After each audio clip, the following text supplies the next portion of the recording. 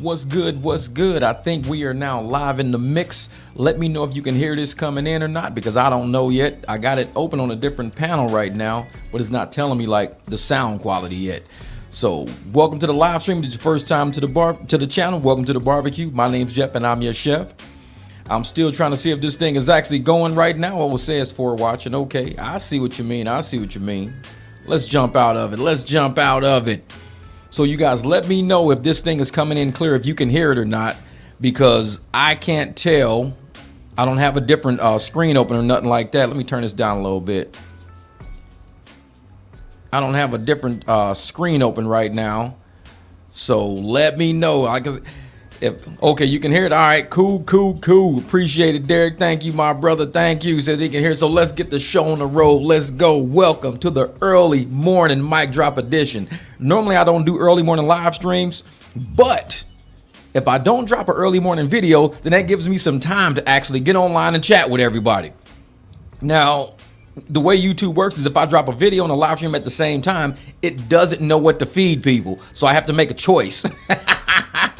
So this is my choice today, is to hang out with you guys on the live stream. Today, we got Anton Daniels and Tasha K. Man, and it's nothing bad. I don't think it's anything bad. And I think people believe that a lot of us who are reviewing the content are doing it out of maliciousness. No, we're not doing it. We're doing it out of truth and honesty. Just like they review content, we review content. They don't review us, though, because they don't want to give us the publicity. We don't mind giving them the publicity. It's cool. Somebody today in my comments said, oh, the more you talk about them, the more you keep them in the algorithm. So I don't see it as a problem. Somebody else was saying, hey, man, you making way too much content and you doing this. And I'm like, it's not me making too much of this content. Maybe it's you watching too much of it, because no matter what, I can make 100 videos. If you watch 100, then that's you watching 100. But if I make 100 videos and you only watch one, then it's not a lot of content because you only watch one. So this is what season tastes like. God damn. Oh, Miss Genesis, no problem. You all welcome for that. And I try to help educate people on how to use YouTube, because a lot of people don't realize that they actually control their phone. Like, this phone is under your control. Whatever comes across the screen, you see it. If you're thinking you're seeing too much of something, control it. Right now, Facebook and Meta are being sued right now for being addictive apps. And they're actually, people are suing them because they're making it too addictive. I teach people how to fight that addiction. If you're addicted to the barbecue and you are tired of watching what I'm doing, don't come to the barbecue. That's all I'm saying. Just don't come. I mean, you help yourself by just not even showing up. So I'm like, if you think this is too much Anton Daniels content, you can go into YouTube search and search for what you're looking for and spend time watching that. It's that easy. It's not that hard to do. I mean, you don't get a penalty for searching for what you want to see. YouTube recommends content, and if you don't want to see it, just don't watch it. Be like, nah, I'm not watching that. They might recommend dog stuff to me, and I might not want to watch dog stuff. I might want to watch news. So I click on news because I control my phone. So for all you people out there who are at adult levels, you're an adult, you control what you watch. Do not be mad at channels for what they create. Be mad at yourself for what you watch. You are in control of it. It's called YouTube. It's all on you. Exactly. Just shut it off and control it yourself. But you got to understand, a lot of people are used to having their hands held. We just had the government telling us to wash our hands for 2 years straight. They spent tens of millions of dollars to tell adults to wash their hands. Tens of millions of dollars to tell grown-ups to wash your hands. This is the level of people we deal with, though. I have to help these people too and realize who we're dealing with, the IQ levels we're dealing with. So when they come on my channel, man, you still on this Anton shit? I'm like, well, you still watching it? How would you know if you wasn't here? You don't even have to leave the content. I mean, you don't have to leave the comment.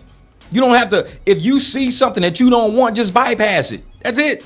You don't have to leave a comment. Man, you need to change your topics. You're doing too many of these. No, you're watching too many of these. And I can tell because it's irritating you. It's not irritating me to make them. I love making them. I love the reactions. I love laughing and joking and having. That's what I enjoy doing. And if you don't enjoy watching them, that's on you. Do something you enjoy. I'm doing something I enjoy. You don't enjoy it? I'm not forcing you to be here. You're here on your own free will.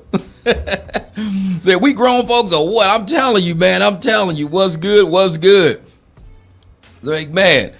And I tell folks, just don't even come to the barbecue, man. Don't even come here. And it's cool because there are hundreds of millions of people who watch content every day. Hundreds of millions across all platforms that watch content every day. And you always have these one or two people who are upset at watching your content. I'm like, why are you even here? There's millions of channels out there, yet you're here. It don't make no sense to me, man. It makes no sense to me. I am nowhere that I don't want to be. I'm 52 years old. I do not go anywhere that I don't want to be. I don't watch any content I don't want to watch. I don't watch movies I don't want to see. Because I'm in control of everything on my computer and my phone, so I have no complaints. If I'm complaining, it's because of me. What's up, Miss Nia? What's up? Yeah, and it's like if I'm complaining about what's on my screen, then that's a choice I'm making to put it on my screen. And like I said, I know a lot of them come from the Anton sphere, a lot of the Antonites. They don't quite have that IQ level yet. So you kind of help them out and you kind of teach them how to use YouTube. You say, you know what, if someone comes across your screen and you see a thumbnail you don't like, you see a title you don't like, don't click it. It's going to make you upset. Do not click it. Unless you're looking to be upset. If that's your goal today is to make yourself pissed off, then click on my videos because I'm pretty sure I'll piss you off. I'm pretty sure I will. And if that's your goal, shit, I can help you with that. I'm gonna drop another video. You're gonna be like, man, I'm pissed. Well, you came here looking for it. I'm only here to help you. That's it. That's what I do. I help. If you're looking to be happy, if you want to fix a car, there's car content. If you just want to be pissed off at somebody, I'm here. Yeah, man, these sack chasers, man. These sack chasers. Good, Miss Nia. Yeah, they addicts to content. I'm like, come on, man. Come on. Y'all are killing me. Y'all killing me. And it's like, I don't even have to respond to them. I don't have to even click that. I still give them, I click a little heart for them. Just let them know I saw your comment. I see you. But I'm not going to do shit you say, but I see you. But it's like, you came over here and I'm going to help you. I know some of you people do not even understand that you control your phone. Like I said, some people are controlled by their phones. A notification comes off. They look at the notification before they look at the car in front of them. They end up rear-ending people. I got rear-ended in my Jeep about 4 years ago. Somebody messing with their phone, not paying attention to this big-ass Jeep sitting in front of them. Some people's phones control them. You can't let it happen. You got to stay in the awareness of who you are, where you are, and what controls you. If something's going to make you upset, don't even click on it. I don't like watching dogs fight because I got dogs. I don't like watching dogs fight. So I don't go to people who have dogs fighting or either attacking each other on their channel and say, hey, can you stop posting this type of content? Why would I do that? I don't like watching dogs biting each other and fighting each other. My dogs are like my kids. I just don't watch that shit. So for me to show up and tell people to stop making it, it would be easier for me just not to go. If they want to show content of dogs biting each other, that's all on them. I have to control myself and say, I'm not watching that shit. Nope, not watching it. Not watching it. It's like, exactly. The only reason why I keep making this shit is they keep coming back. YouTube is like, Jeff, you keep people coming back by making this content. Even the people that don't want to see it come back. And they comment, they don't want to see it. That's how engaging this shit is. It is very engaging. And I'm not going to walk away from engagement. Not yet. Nope. The easiest thing for them to do is this: to not come to the barbecue. That's the easiest thing for you to do. Because if you stop engaging, YouTube would tell me to stop doing it. They would say, hey, Jeff, nobody's engaging with that anymore. Why don't you try something else? But YouTube's like, Jeff, you pissing a lot of people off. You keeping them locked in. They don't even want to watch your shit and they watching it. Dude, keep making it. Make another one. I'm like, all right, bet. So I'm like, man. So that's what I do. Thanks, Myron. This is your channel. Speak what's on your heart without malice intent. Just keep speaking the truth. That's it. And we only reviewing content that's already public. Like, I'm not showing anything that people haven't seen already. I'm showing videos 3-4 years old. So I show a video 3-4 years old and people get mad. I'm like, I'm not showing nothing you haven't seen. And if you haven't seen it, I'm like, I'm just showing you your hero. This is your hero speaking. You could go back and watch it if you want to, but I'm just reviewing it. That's all. And they get mad, boy. They be getting mad. They be getting mad. And I'm like, fuck it. Come on over. Watch the barbecue if that's what you want to do. Because nobody's forcing them. But they know they go to Anton's channel. They go to any other channel. The creator don't speak to them. They don't stand out. They're just a number. They're just out of that 1.3, 1.5 million people on Anton's channel. He don't give a shit about a single one of them. Me, I talk to y'all. I comment back and forth with y'all. I know some of y'all personally from just being on my channel for a long time.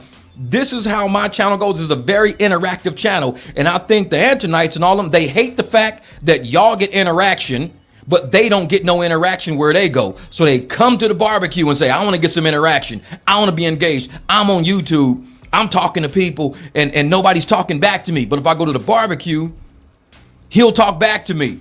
And I do. They be like, man, you know what? I hate the fact that you always on Anton's ass. You need to go find you something better to do. I'm like, bro, I got 1,600 videos on my channel. Anton's maybe like 20 of them out of 1,600. So you got 1,580 other videos to choose from on my channel. But look at where we are on an Anton video. Welcome to the barbecue. Thank you for clicking this shit. This is why I do it. Because if you was on any of those other videos I do, I'd be talking to you on that one. This is what you came here to see. So I'm giving it to you. I only give you what you come here to see. I'm not going to give you nothing you don't want to see. Like I said, I don't like watching snakes and I don't like watching, snakes eating rats and all that. So I don't go to those people's channels and tell them, hey, can you stop feeding your snakes live rats? I don't tell them that. I just don't click on it. Problem solved. It is like, that's all I do. Man, I'm telling you, hey, Val, people know how I am with my channel because I've been a consumer of YouTube content and I've been a creator of it too. Even though I'm a creator, I still go to other people's channels and I interact with people that I see. And so for me to look at the whole YouTube social media sphere as a place where we can gather and collect ideas, a lot of us have taught each other how to make money. We've taught each other how to do things. We've taught each other how to build, how to get through situations and problems. So to me, it's just like it's a digital information system. That's all it is. It's not a place for me to come on and threaten nobody and want to fight people and be mad and pissed off. The people that do that, they were pissed off before they opened their phone this morning. So they're just using that energy and they're trying to bring that into the barbecue to radiate it, to hate on me. But y'all know how I do. If it's truly egregious, I might remove the comment. But if it's just them talking shit about me, something basic, whatever, I'll leave it alone. What up, David? This is David. Hey, Jeff, where's the beer, bro? What up, Dave? Good morning, my brother out in Vegas. That's my brother David, man. We've been rocking for about 20 years, man. It's a long time, man. But yeah, it's like I sit and I see how these people operate and they're in my comments being negative. And I might chat with them for a quick hot second just to let them know I am a real person. I'm like, whatever. But I appreciate the super chat, eyeballing. What are you doing, Jeff, against the system, aka Uber? I'm feeling the same way with truck and the inward-facing camera. Oh, yeah. Oh, I haven't done Uber in a long time, man. Thank you, Poverty to Paradise. I appreciate that. I'm new here. So far, I like this barbecue. Getting my feel. Thanks. Now, this what seasoning tastes like. God damn. I love that clip. That clip is so funny. Now, this what seasoning tastes like. God damn. Appreciate you, Poverty to Paradise. That's what seasoning tastes like. God damn. Man, appreciate y'all with the super chats this morning. Thank you. Yeah, but and I'm doing what I can, like I said, just to, when I do review content, I try to keep in mind that people do listen to it as they drive, but also that there may be kids around. So I try not to be too gaudy and too egregious because we are parents. We ride around with our teenage kids in the car. We ride around with our grandkids in the car. So I try not to be too egregious with the content.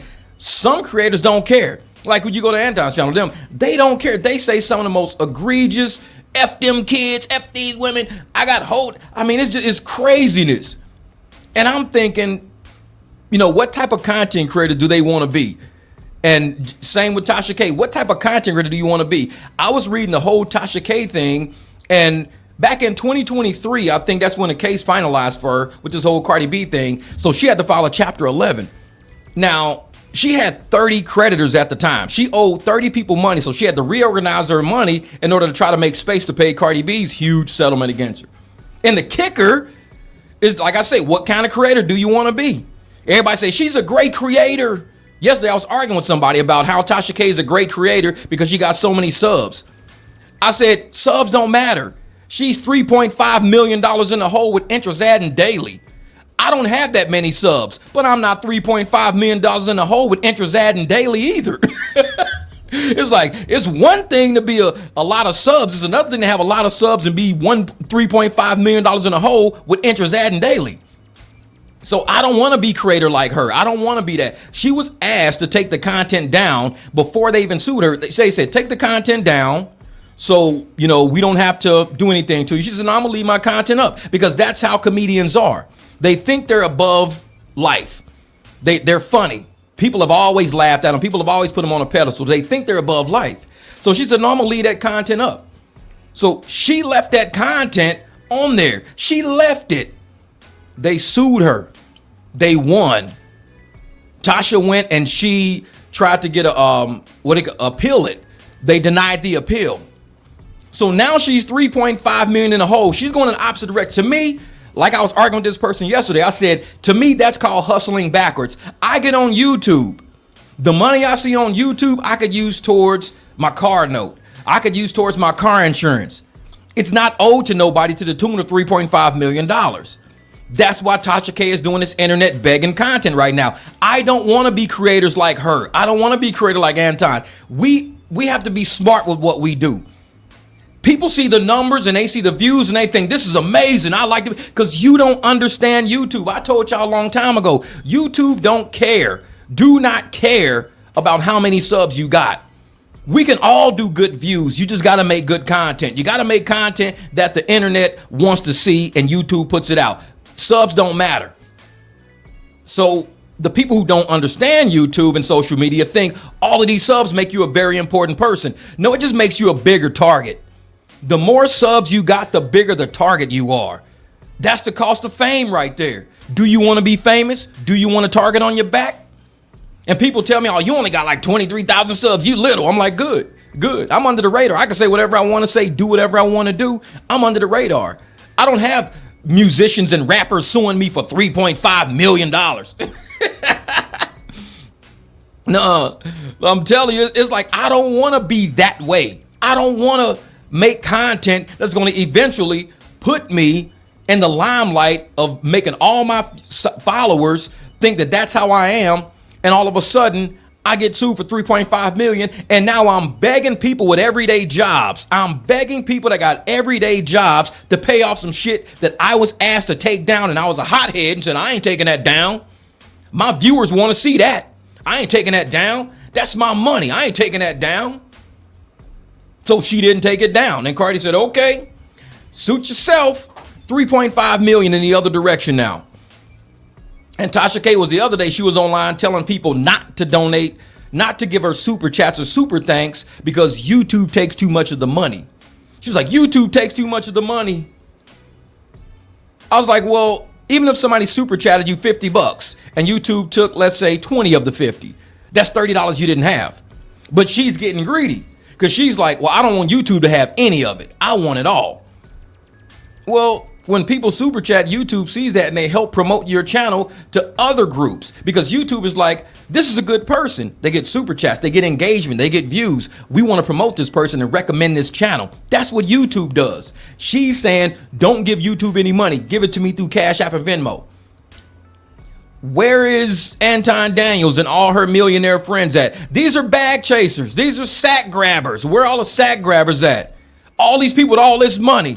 And Cardi B is asking single moms, asking people with 2 jobs, Cash App me, give me some money on Cash App. Just $100 is all. Where's all these bag chasers at? How come Anton can't step up to the plate and go, you know what, Cardi? You know what, Tasha? All my bag chasers and me got your back. Since you did an interview with me and you let Rita speak on that thing, we gonna come over there. We gonna represent. All the bag chasers gonna come to the rescue. We gonna help you out with that 3.5 million. Not a single one of them said that. These people are not who they say they are. They're all frauds. They're all fake. And they putting on the show. And yet when it's time to pay the piper, they all crying and shit. Snot, she all, this is gonna stress me out. Well, all you had to do is remove the video. And that's a cautionary tale for all you small YouTubers out there. You wonder why I do content the way I do it. If YouTube says, hey, remove the video, or somebody says, hey, remove the video, just remove it. It's a video. It's one video out of all the videos you got. I've removed probably, I would say about 400 videos off my channel in the past year. I've removed about and I'm still at 1,600. I've removed about 400 videos off my channel in the past year, and I'm still sitting at 1,600 videos. My channel is doing better now than it ever has. I removed 400 videos. So what's one video? If Tasha K would have took down one video that was probably making her $600 a day, $800 a day is what it was making her in views and AdSense. If she just took it down, she wouldn't be $3.5 million in a hole right now. That video was not worth $3.5 million. What made her think leaving that video up there was worth $3.5 million? She don't even make $3.5 million with all her videos combined. So why would you leave a video up when all you had to do was take it down and save yourself the trouble? Because these people are they're arrogant. He's real rich. He's not real rich. Exactly. All right, so I got to head back to work. All right, go head on back to work, Miss E. Head back to work. Thank you so much. Make sure you stop back by the barbecue later. I might drop a video. Don't know yet. I got some clients I got to pick up. And see, that's the thing, Accounting Time. This is the problem. These YouTubers have so much ego. They got so much ego. They're scared to take down a video. No, I'm leaving that up. I'm this, I'm that. I think Anton learned a valuable lesson from her because he's scrubbing a lot of his content. He ain't just been scrubbing what we saw him do to Lakeisha. He's been scrubbing content for the past like 3-4 weeks. He's getting smart because he's seeing what she's going through. Anton ain't got money like that. He's like, you know what? I see, Tasha K going in the opposite direction. Every bit of content this lady makes is going to somebody else, not even her. All the money she's making is going to somebody else. I heard, I don't know if it's true or not, that all her YouTube money, Cardi B is garnishing it. So when she gets paid that AdSense check, it just goes to Cardi B against the government. That's what I heard, against the judgment. I heard that. I don't know, but I don't know. And if anybody out there wants to become a content creator, I would heavily look at the Tasha K situation. I would look at it because this is how you can become so great. Somebody said it, pride becomes the fall right here. Pride becomes the fall. And I'm sitting there like, if you sit up there and you allow yourself to constantly raise up and you don't keep yourself grounded, something is going to ground you and it's not going to feel good. Pride comes before the fall. Just like with Anton, something's going to ground you and it's not going to feel good. The reason why Anton is crashing out right now, he's getting grounded. This is what it's called when you get brought back down to earth. You don't hear him talk about all these hoes no more. All these baddies he flying. He don't talk about that no more. He ain't on live streams, saying this and that. I do what I want to do. I'm going to get head from these. He don't say that no more. He got grounded. Reality hit.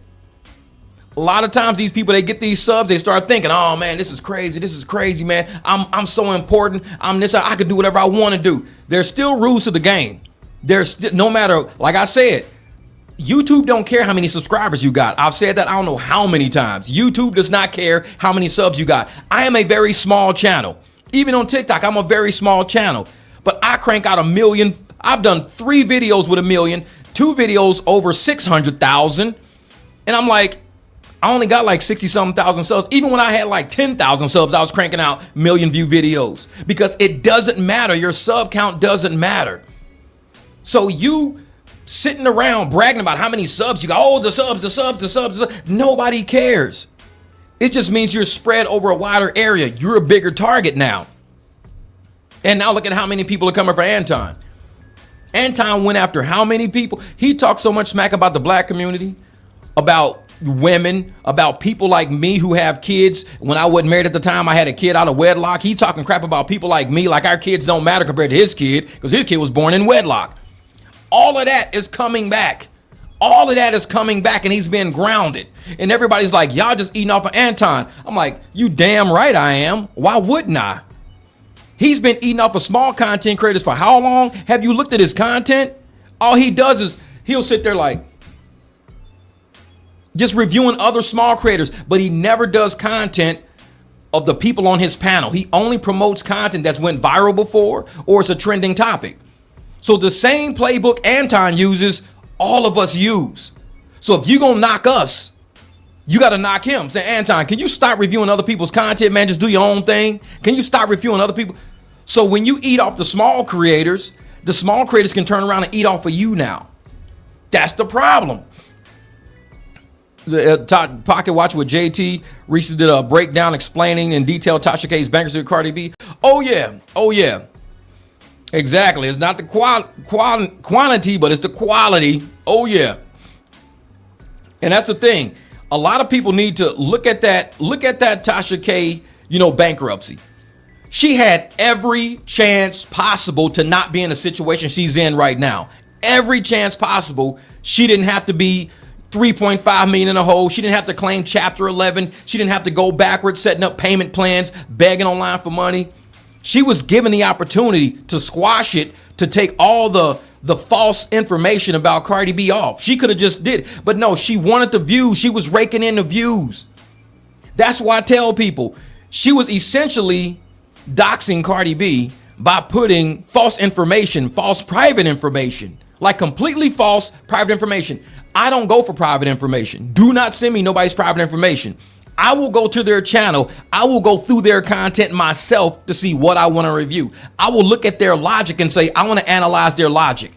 That's my content. I'm going to analyze this. I'm going to do a psychoanalysis of this guy saying this, and this, and what he's doing right now. That's what I do. I analyze it. I'm an auditor. I'm an accountant. By nature, did it for 20 years. So I go in and I break down what I see already documented. You can't bring me some stuff from left field and say, hey, man, do some content on this. Do some content on this. I'm like, where'd you get this from? Oh, such and such told. No. Because you're running that Tasha K playbook now. You're putting information online trying to get views, and the views she was getting does not equal $3.5 million. So she got hit for 3.5 mil. Her videos probably was making her, the video that she had to get taken down, probably made her, let's say, $6,000 total. Let's say it made $6-7 grand total. So a $6,000-7,000 video that you wouldn't take down cost you $3.5 million. Make it make sense. And I was arguing with somebody yesterday talking about she a straight hustler. I respect her hustle. I respect her game. She a straight hustler, bro. She out hustling all of y'all. I'm sitting there like, what? I'm reading that shit like, what? She out hustling all of y'all, bro.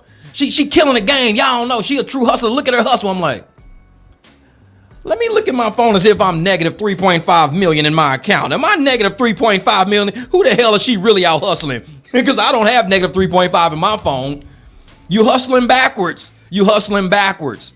And this is what we mean. She tried to hustle people. She tried to do this and next thing, what happened? Turn around, you got sued, you went through bankruptcy. Now you're begging people for money. You're hustling backwards. You didn't have to do that. She wouldn't listen to nobody though. This is Hungry Dogs ain't loyal. Anton owes the space more than the space owes him. It's a shame when you make a better enemy than you do as an ally. Oh yeah. And that's the thing, man. People don't realize that it's like being in the Matrix. YouTube is like being in the Matrix. And some of these people think they're Neo. They swear to God they're Neo, like they're the one. And even Anton said that, I'm him. I'm closer to Jesus than you'll ever see. I'm God. That's what he says. I don't say that. He says that. So for all you people out there right now, face getting all turned up, you just hating. You just hating. No, he says that. So if you don't believe it, then you tell him, dude, you sound stupid, Anton. I'm your subscriber. I'm your follower. You sound stupid. You're not the closest thing to Jesus. You ain't God. And then they come to the space and they think they run the shit. And what happens? The space attacks back. They attack all this space, and all of a sudden, all these creators be like, bro, you sound stupid. See, we got platforms. We could say something back. A lot of commenters, you guys type in the comments. I go type in the comments when I'm on their channel. That's just engagement. It doesn't do anything. Anton don't care. He does controversial content on purpose because he wants the engagement. He wants to fight. He wants the argument in his comments because that pays money. Being nice and generous. If he made a video of himself planting a garden today, if he made a video doing a garden, ain't nobody watching that shit. I do videos rebuilding transmissions. Only people looking to rebuild transmissions watch that. I do videos installing radiators and alternators and water pumps. Only people looking to do that will watch that. But the casual viewer, wants that controversy. Wake up in the morning, already mad. Wake up in the morning, want to do something. Thank you for the super chat, brother. Just saw that. Do you think Anton real brothers even rock with him? You never see his real brothers online. You never see him post his family online. You never do. See, all my family lives in all other states. They all in St. Louis and Memphis and shit like that. They far from me, so I couldn't post them. But if they came, they can hang out with me. Like, man. Yep, and YouTube will nuke your channel. They will nuke your channel in a heartbeat. Wow, wait a minute. Wait, PJ the Hustler says, it says Tasha's K net worth is negative 5 point. I just saw that shit. He said it's negative. Your net worth is negative 5 point. That means you ain't worth shit. God damn. That's what seasoning tastes like. God damn. Bro said her net worth is negative 5.1 million. Man, my brother Trey Watch TV in the building. Let's go, my man. Glad to see you back in the saddle again, man. Shit, I was on your channel earlier this morning, man. Glad to see you back in the saddle. I was like, look at him. Trey Watch is back. I'm gonna have to bring you on one of my live streams, man. We gonna have to eat up some Anton content over here. Man. But yeah, that shit's funny. Negative 5.1 million. And I'm arguing with these people yesterday, bro. PJ, I'm arguing yesterday with these people. And they're telling me Tasha K out hustles me. They like, look at her subscribers. Look at her channel. Look at this. Look at that. She out hustles all y'all. All y'all black men. Y'all haters. Y'all getting out hustled. I respect her hustle. And I'm like, I don't have a negative $3.5 million judgment against me. How hard do you have to hustle to get a judgment like that against you? It's like, just leave me the hell alone. If I make $1,000 a month, that's $1,000 in the right direction. You're negative 5.1 million. Your net worth is negative 5.1 million. There is no hustle left in you at that point. You're done. You're done. And even Cardi B is saying, oh yeah, she's putting money in offshore accounts. I believe it. I believe she is. I mean, who wouldn't? You gonna try to claim chapter 11? You gonna do this, do that? Man, she gonna put that money off seas because she don't want nobody to touch it. She don't want nobody to touch it. That's what she's doing. And I think it's probably right. Thank you, sir. The rebuilding transmissions and water pumps. Hey, I do it on this channel, man.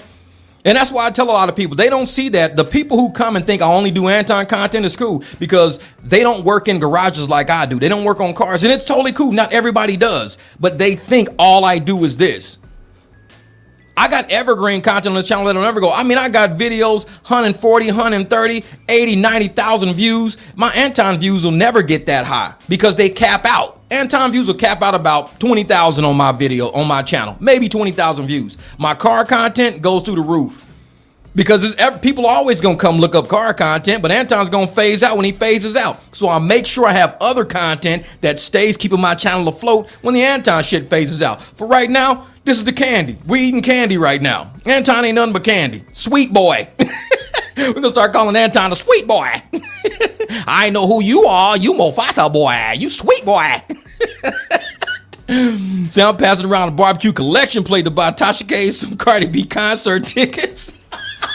Let's get her a balcony suite. Let's put Tasha K at the Cardi B concert. She gonna be up there dancing like a motherfucker. Cardi gonna be like, hey, while you up there dancing, you got my money.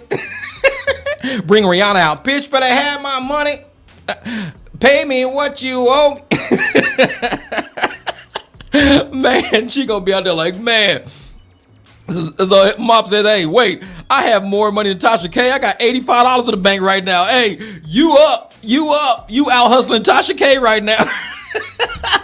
What up, Jesse? What's good? Welcome to the barbecue. Hey, Mop, hey, you out hustling Tasha K right now.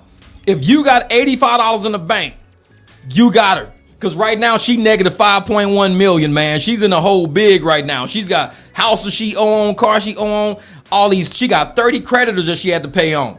Cardi B, man.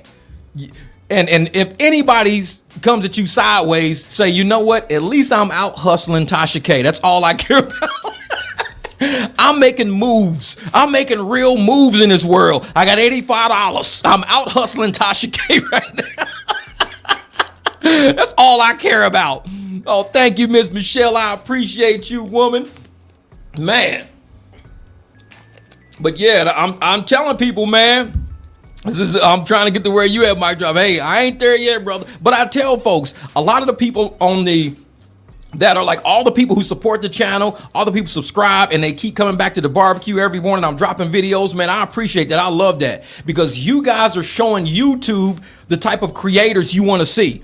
I invest a lot of money. Like I said, I got my other camera right here. I'm still trying to figure this out. This is my Nikon, so I'm still trying to figure this big camera out. I just finished charging the battery up. I got some stuff showing up in the mail, but I'm going to start trying to use this. I'm still using my old 4K right now, but this is going to be amazing. But that's what I do with the money that I make from you guys supporting me. I want to bring you cinematic quality videos with great. I want to have a camera set up here, a camera set up here, and that's to give you something to listen to watch on the big screen. Maybe you throwing a house party and you say, you know what? I'm gonna put my man Jeff on the screen, man. We got a house party going. I'm gonna let y'all listen to some crazy ass stupid content. We're gonna just put this shit on loop. And I'm just in the background. Like people is drinking, chatting, having fun, and you got my crazy ass on the bit, but it's nice cinematic look. People do that all the time. They just have stuff in the background playing. You don't even know what it is. You go to the gas station, there's shit playing on a monitor. That's what I want to be, just shit on the monitor. Man, that's funny shit. So I'm at 691 subs. Hey, Mom, I'm going to tell you how to increase subs. Do you ever go live? If you go live, I'm going to tell you how you increase your subs. If you go live, and I see a lot of people lose subs like this or lose the point of getting subs. When you do a live stream, do a live stream of an event. Like, let's say a natural disaster is going on right now. And this is my free game to everybody. I always do free game inside of things. Let's say there's a flood going right now. Get on a live stream like this, and I'm going to show you exactly how to do it. I'm going to show you how to go from 691 subs to 2,000 subs real fast. And do like this. I'm gonna show you guys how you can increase subs. Let me look up something real quick. I'm gonna see something real quick. No, that's okay. That's at 1.1 million. Let me see how this sounds. No, that's okay. No, that's not good. Let's do something like news. Let's say news today. So you look up news today, and you. Oh man, there's too much shit going on right now. Okay, let's open this real quick. All right, so I'm gonna do like this, and I'm gonna put share. So right now, this is what you see on the screen right now. You'll see the news on the screen, and I can blow it up to make it bigger like this. So blow it up big. Make the news full screen. This is how you go from 691 subs to 2,000 subs in one day. This is free game.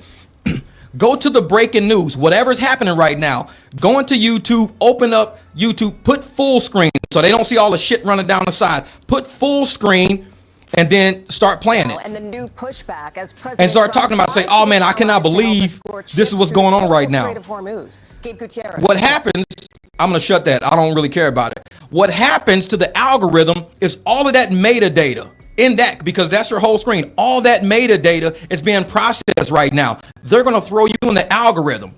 Those videos are getting, 30,000 views an hour, 40,000 views an hour. They're going to put you in the algorithm. You're going to grab that screen. It's going to show you at the top with you in the bottom with the title of it. And you're going to make sure, though, when you say start my live stream, this is the only way it's going to work. When you say start my live stream, say, the only people who can comment are the people who have been here for at least 1 minute. They have to subscribe to you for at least 1 minute, not 5 minutes. Nobody wants to sit around for 5 minutes waiting to comment. By that time, the topic has already changed too fast. If you make the topic change too fast, they're going to just leave your live stream and go to another one where they can comment. So put in there, you can comment after 1 minute. Because this is what I did. What app programs are using to record live and edit videos? Well, with this live, I'm just using StreamYard. I'm trying to use OBS, but I can't figure it out. But I'm going to use OBS. So you got to put, because you can see it says 5 minutes, 10 minutes, stuff like that. Don't ever run a live stream without subscriber only mode. Never, ever do a live stream without subscriber only mode. If you're doing live streams and you don't have subscriber only mode, you're losing the potential to get subscribed because people want to comment. They want to engage. If you allow anybody to just come by your house and walk through your front door, they're going to be like, wait a minute, how the hell you get in here? You ain't even, because you got to give people a key. The key is you have to subscribe in order to comment. And make sure you put it on 1 minute. Do not do it after 5 minutes. Nobody's waiting 5 minutes. Nope. Oh yeah, uniquely, that's how it is. And I tell folks, man, I give free game all the time. If you want to get subs, you don't got to do no crazy shit. You don't got to walk around no hot dog outfit. You ain't got to do nothing stupid.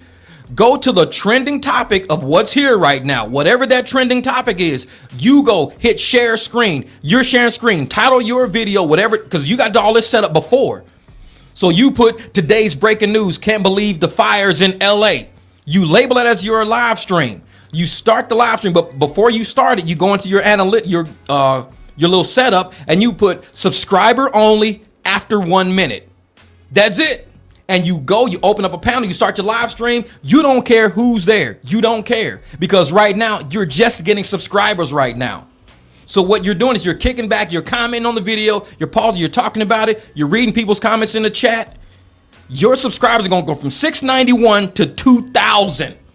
I'm telling you, I see it happen to people all the time. Because you'll go to somebody's live stream and you can't even comment unless you subscribe. So I'm like, shit, even if they subscribe and they want to unsubscribe later, most of them forget. They forget. They'll subscribe and next thing you know, they're getting your videos in their news feed. And they're like, oh shit, this is the dude I subscribed to last week. Let me go check out what he's doing. And that's how you get subscribers. That's how you get it, man. You don't have to ask people to. You see that I never ask people to subscribe. I never do. I make videos. I've been making videos for 6 years. You might have heard me ask for a subscriber maybe once or twice. Because I don't have to ask people to subscribe. I just have to make it to where they can't engage with my channel unless they subscribe. Now you got them locked, and it's free. I don't charge people to subscribe. It's free to subscribe. So when people come by and they don't want to subscribe, it's cool. They just want to look at a video. It's cool. No problem. No big deal.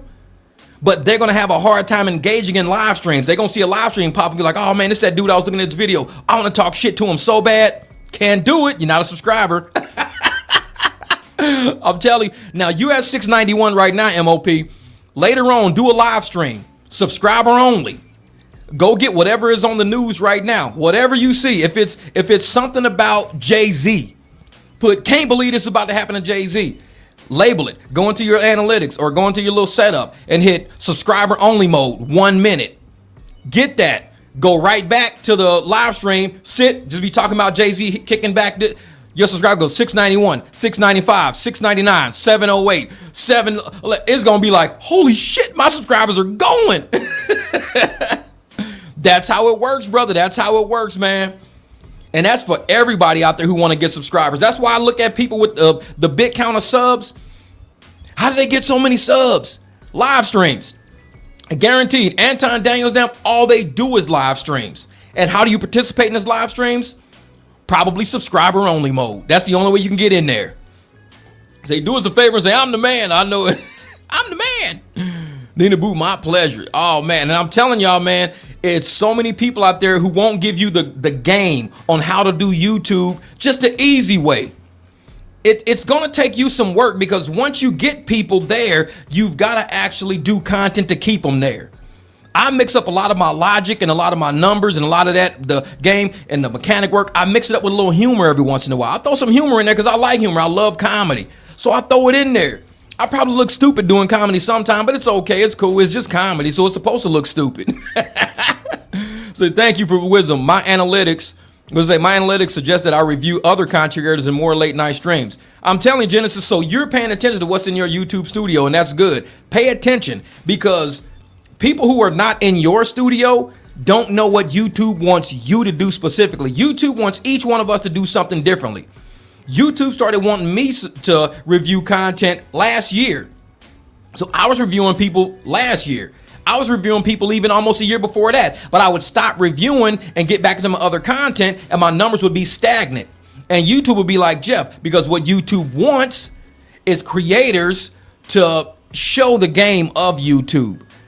A lot of YouTubers out there, they want to tell you, exactly, true easy move. Oh, easy mode. They want to tell you how to do YouTube and how to get your numbers up and how to do this and how to do that. But what YouTube wants you to do is to review those people. Make logical sense of what people are, because the comments are one form of engagement. We do commentary.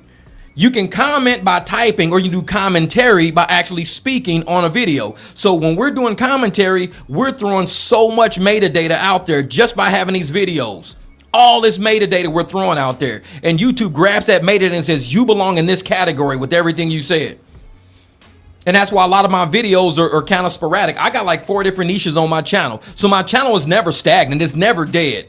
Because if I'm not doing Anton stuff, then I'm doing something else. If I'm not doing, business and contract work, then I'm doing mechanic work. So it's always moving. My channel is always moving. Whenever you go to a stock, like you see a lot of people who don't create content say, stick with one content, stick with one. And it's cool because it works for some people.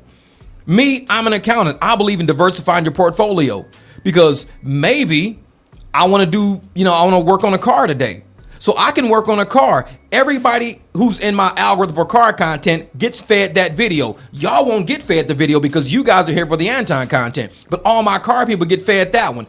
I dropped a short one night and it had like 60,000 views on it before I even went to bed. It was a car content short. It was me working on the transmission and I figured something out with the springs. So I just posted a quick video, 60,000 views on a short before I even went, and I was still in the garage.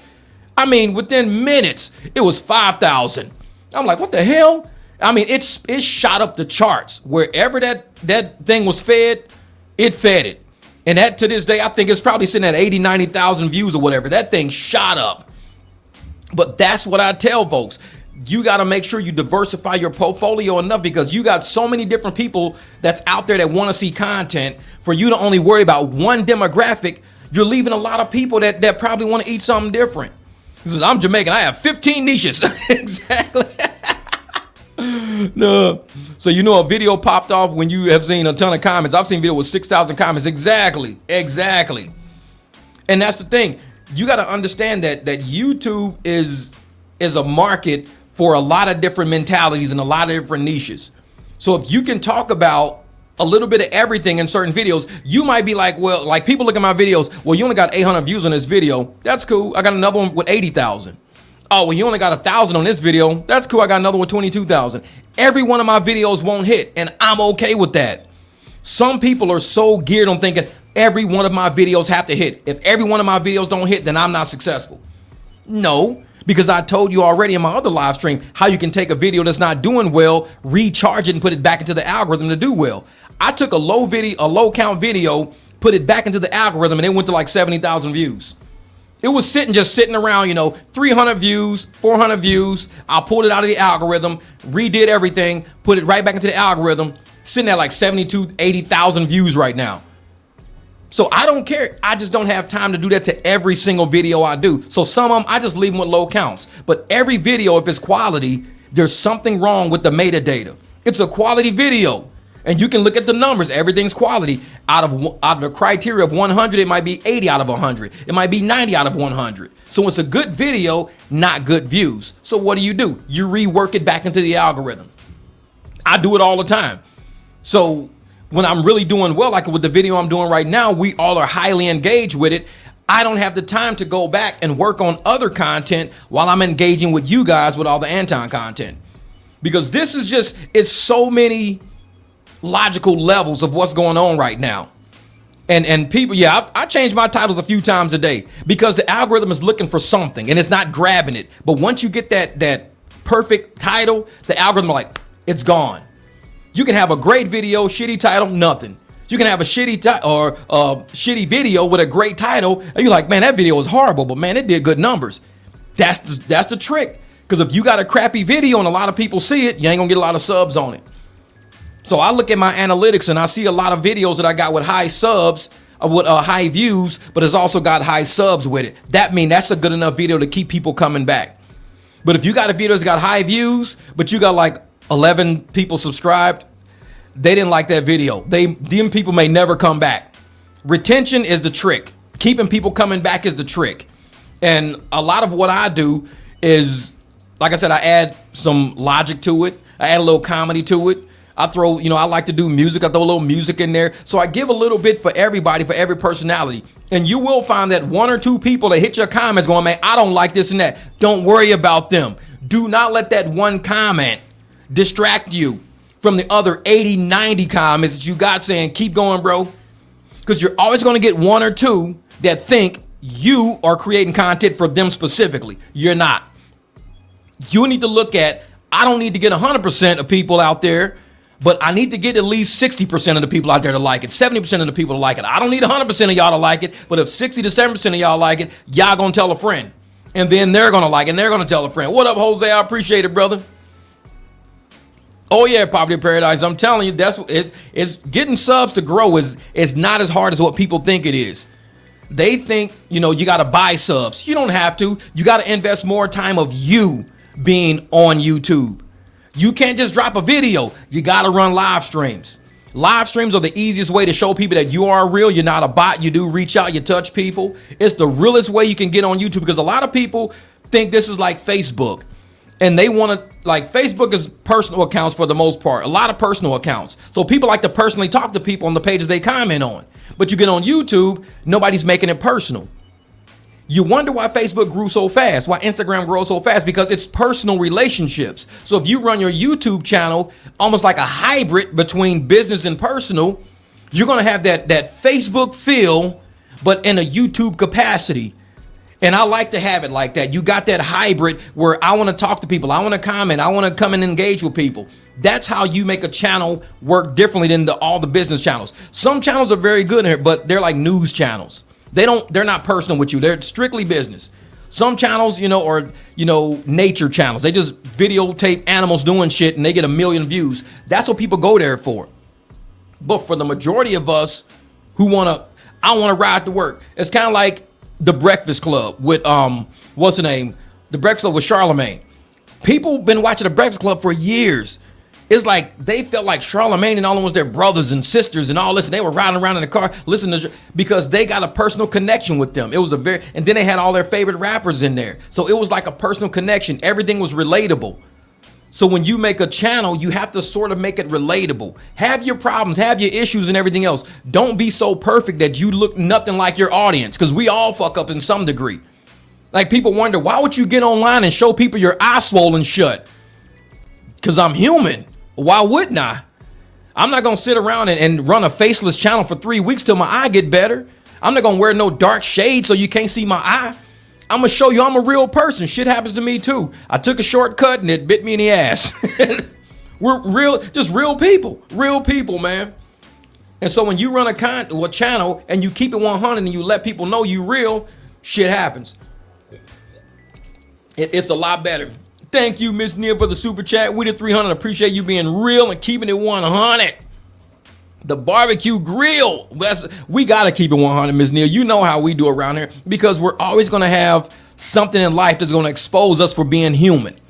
But when you got people who want to be God, people who want to be Jesus, people who want to be above being human, something will humble them and bring them back down to, you're just human, bro. You're not all that. You're just human. So if you run your content like a human and you have your flaws in it, I'm not saying I'm going to show up every day with my hair nappy, not shaved. No, I present myself well. I come and I present myself well, because I know that if I don't present myself well, I'm going to look like an unkept person. I need clean clothes. I need to shave. I need to do stuff like this and that. But you got people that come here, hair all ratty and nappy and this and that, and they thinking, yeah, if I show myself being bummy, people going to take care of me. That's struggle content. I don't do struggle content. He says, bro, I love the vids you do on Anton. He needs to be called out. He disrespects people and their kids and thinks he's better than because he has money. Dude is a lame and a cornball. So keep going. I know. And that's the thing, man, is him and Tasha K both. This is the thing about him and Tasha K. They both put themselves above everybody because of the subscribers they got, because of what they do for entertainment. They put themselves above everybody. Life humbled them. And when life humbles you and it takes your superstar out of the sky and puts it back on the ground, that person don't know how to act no more. Tasha K don't know how to act. She has no idea how to adjust to not being a superstar to being a regular person now. She's sitting there crying, asking regular people, average, everyday people, to fund a situation she created for herself. The same people are keeping her at that superstar status. Oh, she a hustler. She out hustling all of y'all. She the shit. Y'all better catch up to her. Y'all got to catch up to her. No, we don't. Nobody wants to be her. Nobody wants to be in the same position she's at right now. Guarantee it. But, hey, chill out. Dogs are barking and shit. Lay back down. So when I see like superstars who lose their humanity and they lose their humbleness and they get humbled, everybody is called haters. Haters for just acknowledging the fall. We're acknowledging the fall. We sat and watched in real time Anton and Corey Holcomb go at it. We watched that in real time. Nobody can say we're haters and we made it happen. We watched that in real time. After it happened in real time, we watched them two go at each other. We just watched it. We didn't say shit. We watched it. And that's when everything started unraveling. The superstars, the lies, the bullshit. That's when we started. What up, Frank Talks Money? I appreciate it, brother. Thank you, my man. I appreciate Jeff Real Talk. You the man spitting much game. Thank you, my man. And so when we was watching, Corey and Anton go at it, we watch it in real time. So us talking about that, I didn't really discuss that. I didn't talk about that because that was not what was important. Men fight. People gonna fight. Sure, that's what happens. We all fight. Wasn't a big deal.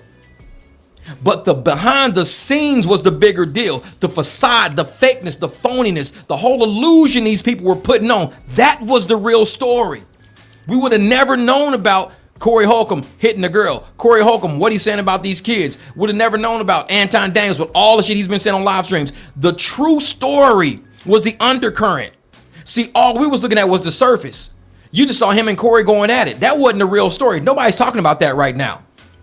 They're talking about everything who these people built themselves up to be.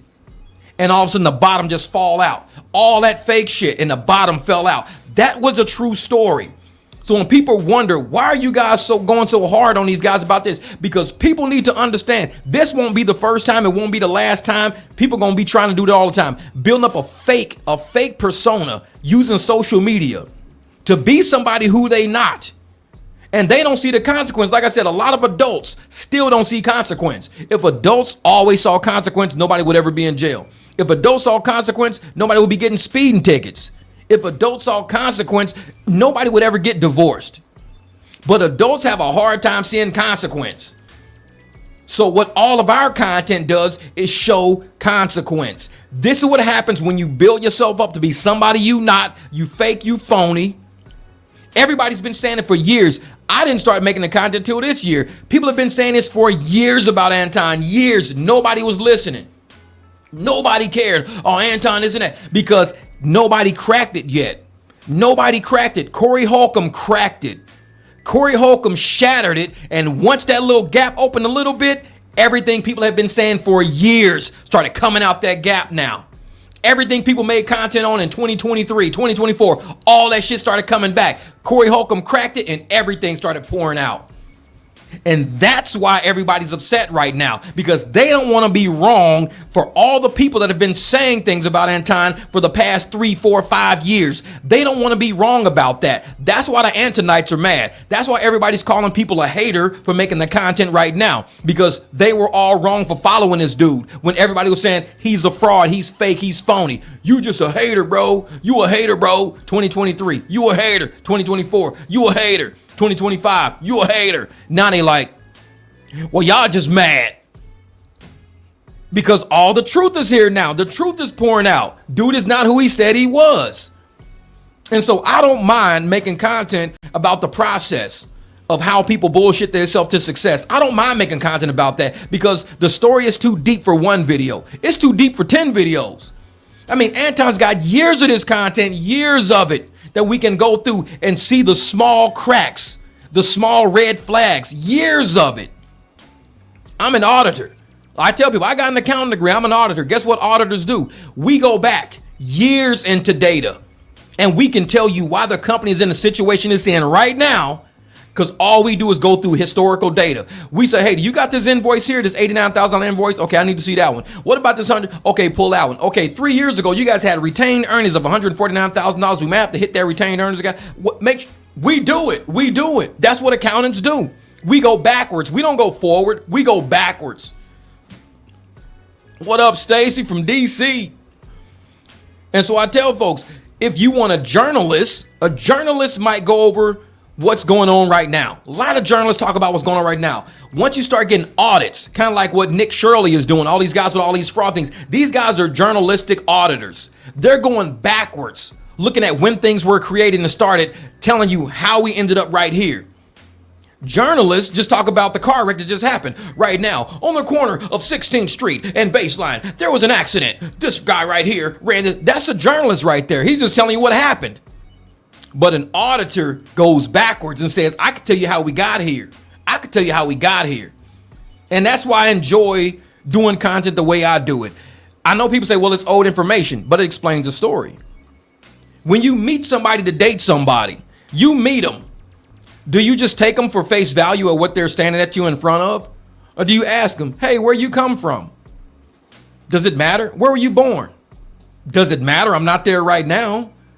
What college did you go to? Does it matter? I'm not going there right now. See, we ask people for historical data when we're talking to them. We are asking them for their past. We're auditing the person right in front of us by asking shit. Nothing is wrong with auditing people. Hey, what school you come from? Oh, this, I went to that school. Okay, well, where you from? Where are your parents from? Oh, this and that. Hey, we're asking all this old information so we can see who do you have in front of us. We would just want to validate and verify, that's all. And so I'm notoriously doing that. And I only saw Anton's comments on politics. I wasn't aware of him being black women claiming to be God and how this he is to his wife. Oh, yeah. Oh, yeah. Like I said, a lot of these people, man, they got content hidden out there. They got content out there. And it's like, you know what? You might want to take a look at this because it makes a difference. Yeah. Trust by verify the receipts. Yep. Accountants unite. That's what it is. We need the receipts. We want to see receipts. That's how we gonna verify it. We need to just see the receipts. That's all. And if it's all legit and it's all on the up and up, then you ain't got no problem with me showing the receipts. That's it. Just showing them the receipts. If somebody asks me, man, you ain't no damn accountant for real. I think, bro, here's a copy of my degree. If you want the bigger version, let me go find it in the house or whatever. You can contact the schools and see my transcripts. I don't know what you could do because I'm not lying. But when people say, oh, yeah, this and that, oh, I ain't got to show you nothing. You don't need to see that. It's probably something about it behind the scenes. And that's why everybody's telling me, like right now, while everybody's doxing everybody, people are like, well, what about you, Jeff? They're going to dox you. The most they're going to do is find out where I live. But even if you find out where I live, I mean, you're not going to come knock on my door. You're not going to find nothing bad in my history because I was already audited by the FBI. I can't tell you how many times the FBI has already audited me. The FBI, the last time the FBI audited me was about 2-3 years ago, before my son took a contract to work as a contractor with the Department of Defense. They verify who I am, who his mom is, who the grandparents are. So the FBI has already contacted me, talked to me, cleared me. My son has to have high-level clearance. He can't have anybody who's felonious or anything around him. None of that can ever happen. When I worked in Vegas, you cannot walk into a casino cage unless you're verified by the FBI. I was walking in casino cages for like 10-15 years. I walk in, we do the count, we do whatever. If we got to extract money, we extract money. We get it to the couriers. We do what we got to do. I did that most of my life. So when people tell me, well, they gonna go look at your background, I'm like, go for it. They gonna find shit that the FBI already ain't seen already. And if the FBI says I'm good, and I ain't got shit to worry about now, do I? It's like, go for it. Yeah, we're going to look up your background. Go for it. I'll tell you, I lived in Iowa, Missouri, Nevada, Arizona, Tennessee. So I've lived in all those states. So now you know all the states I've lived in. Run it. Run my name. Run it. So it's like, they ain't going to find shit. They're going to say, how in the hell is this dude so fucking clean? How is he clean? Somebody from the hood. How is somebody from the hood clean? You got to understand what I did for a living. Not all black people are inherently just like evil people trying to steal your hubcaps. We all ain't like that. Some of us do wake up and we do have issues in life and stuff like that, but we get past that and we get our lives together and we do things. So you can research my background all you want. It doesn't throw me to know that my information is out there. Now, me being the smart person I am, back in 1998 is when I started buying firearms. So I've got a few firearms. I saw one the other day that I really want. I really want it, but I had to pay my car registration. So I paid for my BMW registration till next year. I think this truck is coming up next month. So by this summer, there's another firearm I want. It is beautiful, beautiful. And I'm not a gun person, but I like to take them to shooting ranges because I want to see how they perform. That's it. And this one, this motherfucker will cut a car in half. I was like, and it's not even that expensive. Way less than what I thought it would be. And the guy was like, yeah, this is, and I'm like, I said, let me come back. Let me get my money together. Let me come back. I'm gonna have to do some more Anton Daniels videos so I can buy this shit. If I do 4 or 5 more Anton Daniels videos and they do very, very well, I can afford it. No, boy, you either coming from a shower or going, that's how you stay so clean. Exactly. I stay clean. This was seasoning tastes like. God damn. No, so your haters gonna hate. That's it. Haters gonna hate, man. And I tell folks, I'm about to start my 9 to 5 tonight. Work H-Town. Peace. Get it. Exactly. Throwing yourself at a married man. Exactly. It's crazy. That Jezebel spirit.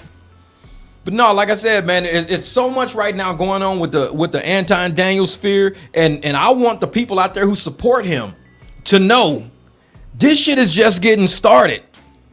My advice to you, if you don't want to see this kind of stuff, is to either not say, I don't want you to recommend this channel to me. I don't want to go back to the barbecue. Don't recommend. I would say that because I'm teaching you how to use YouTube. Say, I recommend, I don't want to go back to the channel. And don't come back.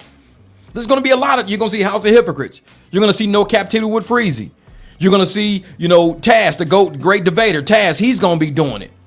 You're going to be seeing Lakeisha Keisha. You're going to be seeing a lot of people still doing content until the entire situation comes to rest. And now they're just making the situation worse right now. With all the doxing going on, it's just going to make it worse. So you might see a couple of lawsuits or a couple of settlements or something coming out of this. Who knows what's going to happen? I don't care. But we're going to keep reporting on things. And if it's something that you don't want to see and you don't want to log on to YouTube and see it, I suggest you block these accounts because the videos won't stop. As long as YouTube is saying, hey, man, people are wanting to know about the situation. Give them some more information. Let them know this and that. And like I said, I'm going back in historical content, proving that the person you see today wasn't always like that, or he's faking it to be some kind of way. And there's a lot of people on there, man. They don't understand that how we do content is, like I said, it's not malicious. It's just exposing. There's nothing I said that has been so heinous or so bad that hasn't already been seen on his content itself. Say, can I get you on my platform Thursday? Well, I don't know, man. I don't know how my schedule's looking. Like I said, I got clients today. I got to look at my phone. I got like probably 20 clients I got to deal with. So that's why I always tell folks, I don't even know. Thank you for the super chat. Tez down, my man. Yeah, like I said, I don't even plan things out. When I got up this morning, I actually woke up at about 4:30. I was going to do a live stream. I got clients coming up, so I said, well, let me eat, clean some stuff up, then I'll jump on a live stream real quick. Because I didn't even plan on this. I didn't plan on it, but it just kind of fell into my lap. It's harder, especially when you start running businesses, plus you're doing live streams and you're doing edits. Oh, bro, it gets very hard. I haven't even touched my other social medias in maybe 2 weeks. Ain't had the time to. You get so behind. Especially, I wash 2 cars a day. I haven't even washed my Jeep yet. My Jeep hasn't been washed in a week. And my neighbors are looking at it like it's probably broken down because it's dusty because it rained on it. So I got to get out there and wash that Jeep. The other 2 cars are clean. Jeep's clean. 1 car's got a car cover over it. The truck, I got to go. I just looked at it yesterday. I got to wash that too. But that's kind of how my day is, man. I get crazy busy around here. Crazy busy. This is someone will get nuked. YouTube will protect his advertisers, so they keep going after the most notable channels. I'm just saying, do not be surprised. True. And that's the thing. And I'll tell you right now, with a lot of people, what they don't realize about, especially YouTube channels, the smaller the channel, the more YouTube thinks that we don't really need that channel because it's too small. But the contrary, the bigger the channel, YouTube says that's a big expense. That's a big expense. Why are we paying AdSense for that account? That account could probably have sponsorship. It could probably get, Patreons and super chats. Why are we paying AdSense to that account? It's too much money. Excuse me. So you see a lot of the bigger channels getting removed from the AdSense program because they're like, why are we paying, let's say Benny Johnson, he gets 400,000 views per video. If he was at let's say $10 RPM, which is $10 revenue per milli. How much you get? That means at 400 views, you do 400,000 views, 400 times $10. That's $4,000 he's getting paid for every video he drops. 4 G's, but that's only at 400,000 views. So for every video I drop, I can get anywhere between $15 and $100. And they can run the same ads, just won't be seen as much. So they're like, we could pay Benny $4,000 for this hour, or we could pay this dude $100. Let's promote the shit out of this dude at $100 with the exact same ads and everything, and see if we can get somebody to purchase from what the ads are. So they're always trying to recommend smaller channels out there, but they also know that we're more dispensable. They could just do without us, because they do have the Benny Johnsons if they really need to get ads out there. A lot of people are going to view it, but the backside, it costs a lot of money to mess with Benny Johnson. So it's always something. And I tell folks, you got to pay attention to the whole gamut of content creation, not only from our standpoint as content creators, but what up, Sammy Corkbat? But also from YouTube, because YouTube wants to pay people, but YouTube has to get money. So they get money and they funnel it through them to us. And YouTube don't want to go into the negative. They want to end up operating at a loss. So they've got to be very balanced on who they're giving money to and who they got in the program, who they don't have in the program. They got to kind of balance that out. It's a tough business decision. It's a business decision. So for all of y'all trying to really start content and stuff like that, I will say use Anton and Tasha K as probably case studies on how you don't want to run it. And that's not knocking them, because if your goal is to get a lot of subscribers, you can get a lot of subs off of that. You just gotta be off key. Just be raunchy, be gaudy, be off key. You're gonna get a ton of people to sit around and watch the train wreck. Imagine all the 1.3 million people on each one of their channels. Each one got over 1 million. Each one. Everybody is sitting watching their train wrecks in real time. They got people off their channels going out into the community fighting us. Tasha K ain't paying none of these people. Anton ain't paying none of these people. These people are pissed that their heroes are being crushed by life right now. They acting like we did it, like we flying baddies around. They act like we buying bracelets for these women. They act like we up in hotels at 2, 3 o'clock in the morning. They act like we did that. We didn't do that. We just saw it on their videos and put it on our channels and said, hey, look at what these dudes doing. So they're upset at us for a situation that none of us created, but we all talking about. And now that we're talking about it and we don't approve of it, they see their superstars taking a hit to their ego, taking a hit to their confidence. And they're like, oh man, like Anton, he don't look the same. He got that nervous ass laugh, that weird ass dude. I'm looking at his ass. I'm like, he is mental. This dude is fucking mental. He's like, I'm like, that's the fakest ass laugh. He did it on 2 live streams, that fake laugh and shit. And everybody's looking at him like, bro, it wasn't that funny. Man, I know it. I said, nah, he paying them. He admitted on the show. So he is paying people to go around and troll us. He paying his trolls to come mess with us now. So he paying his trolls to come mess with us. Then yeah, I can see it going, because they be coming hard in the paint, man. Out of nowhere. And I'm sitting there like, I don't know what happened, man. My computer just locked up big time. My other computer, I got 2 laptops, so I'm running a different laptop right now. Sorry about that. Yeesh, man. I don't know what just happened. My computer is still sitting. I got another laptop. It's still sitting over there, and it's like completely locked. Like nothing works. The mouse don't work. Nothing works. Man. Sorry about that. Luckily, I run 2 laptops. Man, thank you. Man, I appreciate you guys sitting here and waiting, because I was like, well, I don't know if anybody is still at the live stream. I said, I don't know. So I'm gonna have to clip that whole section out that got frozen. I'm like, what the hell? Like my whole laptop is like still locked. It's just sitting there. Like, this is what's happening right now. Like this. Like it's locked. Like my whole laptop is locked right now. And I'm like, you can't move the mouse. Like the mouse don't move nothing. Like that little yellow dot in the middle is the mouse. Like nothing even moves. Like the whole computer is locked. I don't know. Yeah. But the show must go on. The show must go on, man. Thank you guys for hanging out and waiting on me, because I was like, I can't just leave people hanging. So I got to, like I said, once this live stream is over, I got to go out, clip out that whole segment of just dead air. Man, hey, y'all truly the 300, you know what I'm saying? Y'all sat around the barbecue waiting on the plate. Like, you know what? We going to wait on the plate. We going to wait.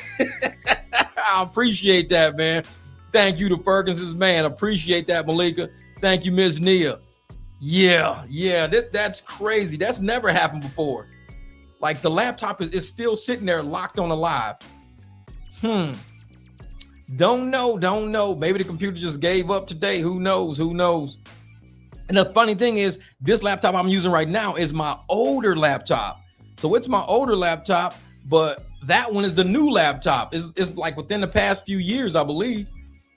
And I'm like, how did it just lock up like that? What the hell, man? Jeez.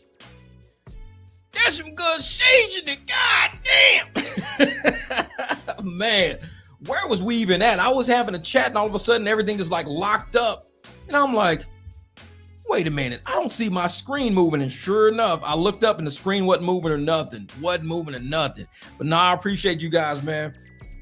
But yeah, I believe we were talking about Anton. I don't even want to be in the futon verse. I got dragged into it, but I'm glad I subbed here. Shout out MDB. I know the futon verse. I know it. That's crazy. And that's what it is, though, man. A lot of us saw how and the reason why I got into it, real talk, the reason why I got into it and got involved is because I saw how some of his subscribers were moving. There were people, commenting on what was going on with the whole Mika situation. People were commenting on it and they got upset. They were pissed. Wait a minute. Let me turn this light back on. Hold up for a second. Yeah, we don't need that. Yeah, so they got pissed off. They were all upset. They brought the motherfuckers asked to speak to me. I never wanted to talk to them. Yeah. I know the laptop couldn't take it, man. The laptop was like, I'm out.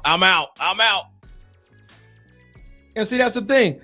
They were in everybody's comments fighting people who were just exposing the truth in Anton's own videos. That's why Anton was going through deleting it. He was going through scrubbing content that people were catching him in a whole 180 in. All talking to all that, my wife, we go where we do business together, we this and that. Ain't no other woman coming between me and my wife, blah, blah, blah.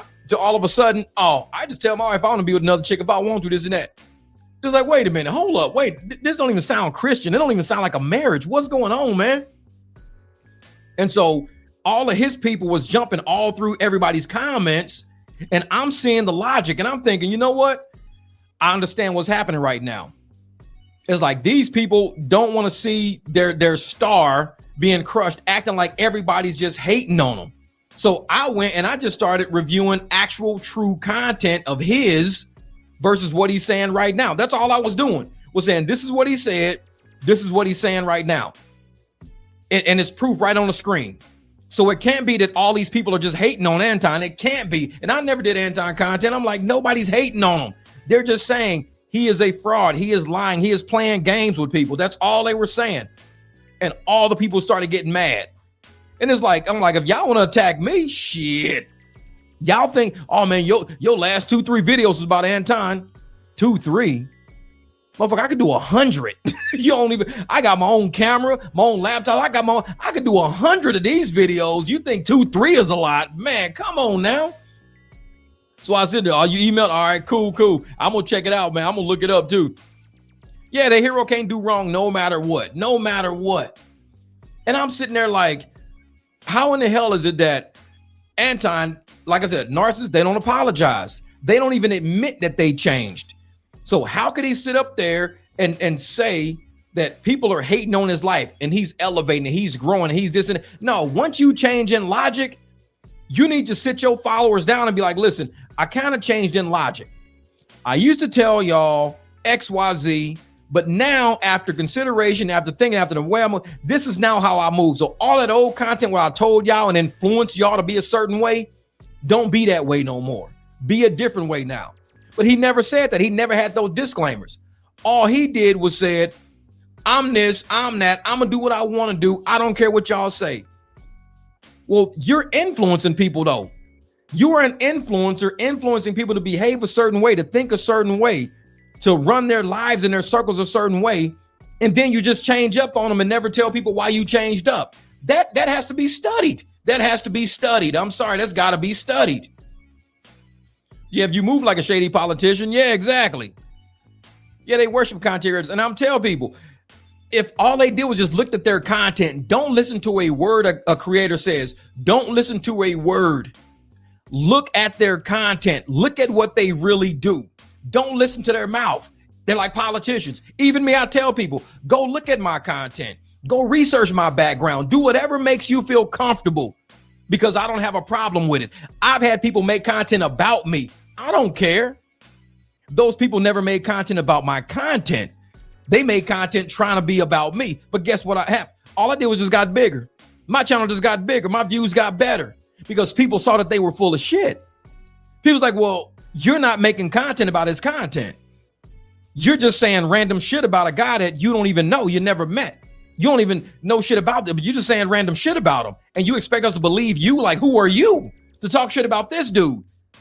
Because everybody's looking at everybody's content and they saying the people who normally talk shit about me or whatever, they don't have a lot of content. They get like 17 views, 20 views. They talk shit about me, their views go up to like 800.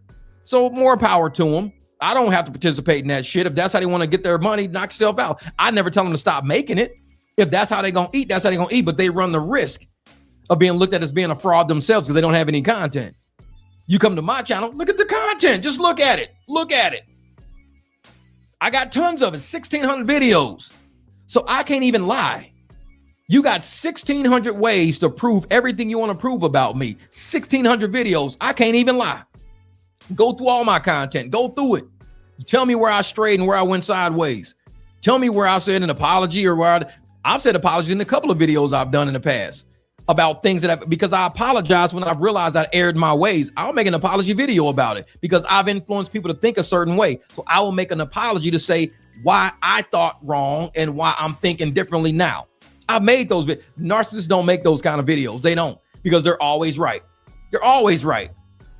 You can't ever tell a narcissist, oh man, you know what? You need to apologize. No, I don't. That's just how I thought at the time. That's just how I think. I move how I want to move. No, but there's an error in the way you think though. I don't care. It's just how I think. They think they're always perfect. Yeah, 1,600. And I probably had close to 2,000 if I didn't delete so many of them, because I started removing like small videos when I first started my channel and I was just learning my camera setups and learning my equipment. A lot of stuff had real bad sound quality. A few things were ineligible for monetization because I used to play music in videos. Like I would play people's raps like T.I. because I wasn't monetized. I didn't know that it was one day going to be flagged. I didn't know that. So I had a lot of videos on my channel that were flagged from when I first made my channel, playing other people's music in my channel. Didn't know that. Didn't know that. Oh yeah, a lot of gaslighting too. A lot of gaslighting. Yeah, see, I started a whole new channel. This one, Taz Down, and the guru calls himself Fat Ass Still Found Me. He still found me. I know it. Oh yeah, a lot of gaslight. And I tell folks near like this: if people want to run content the way they want to run it, more power to them. But I've been on social media since the days of MySpace. A lot of these people weren't around during the days of MySpace.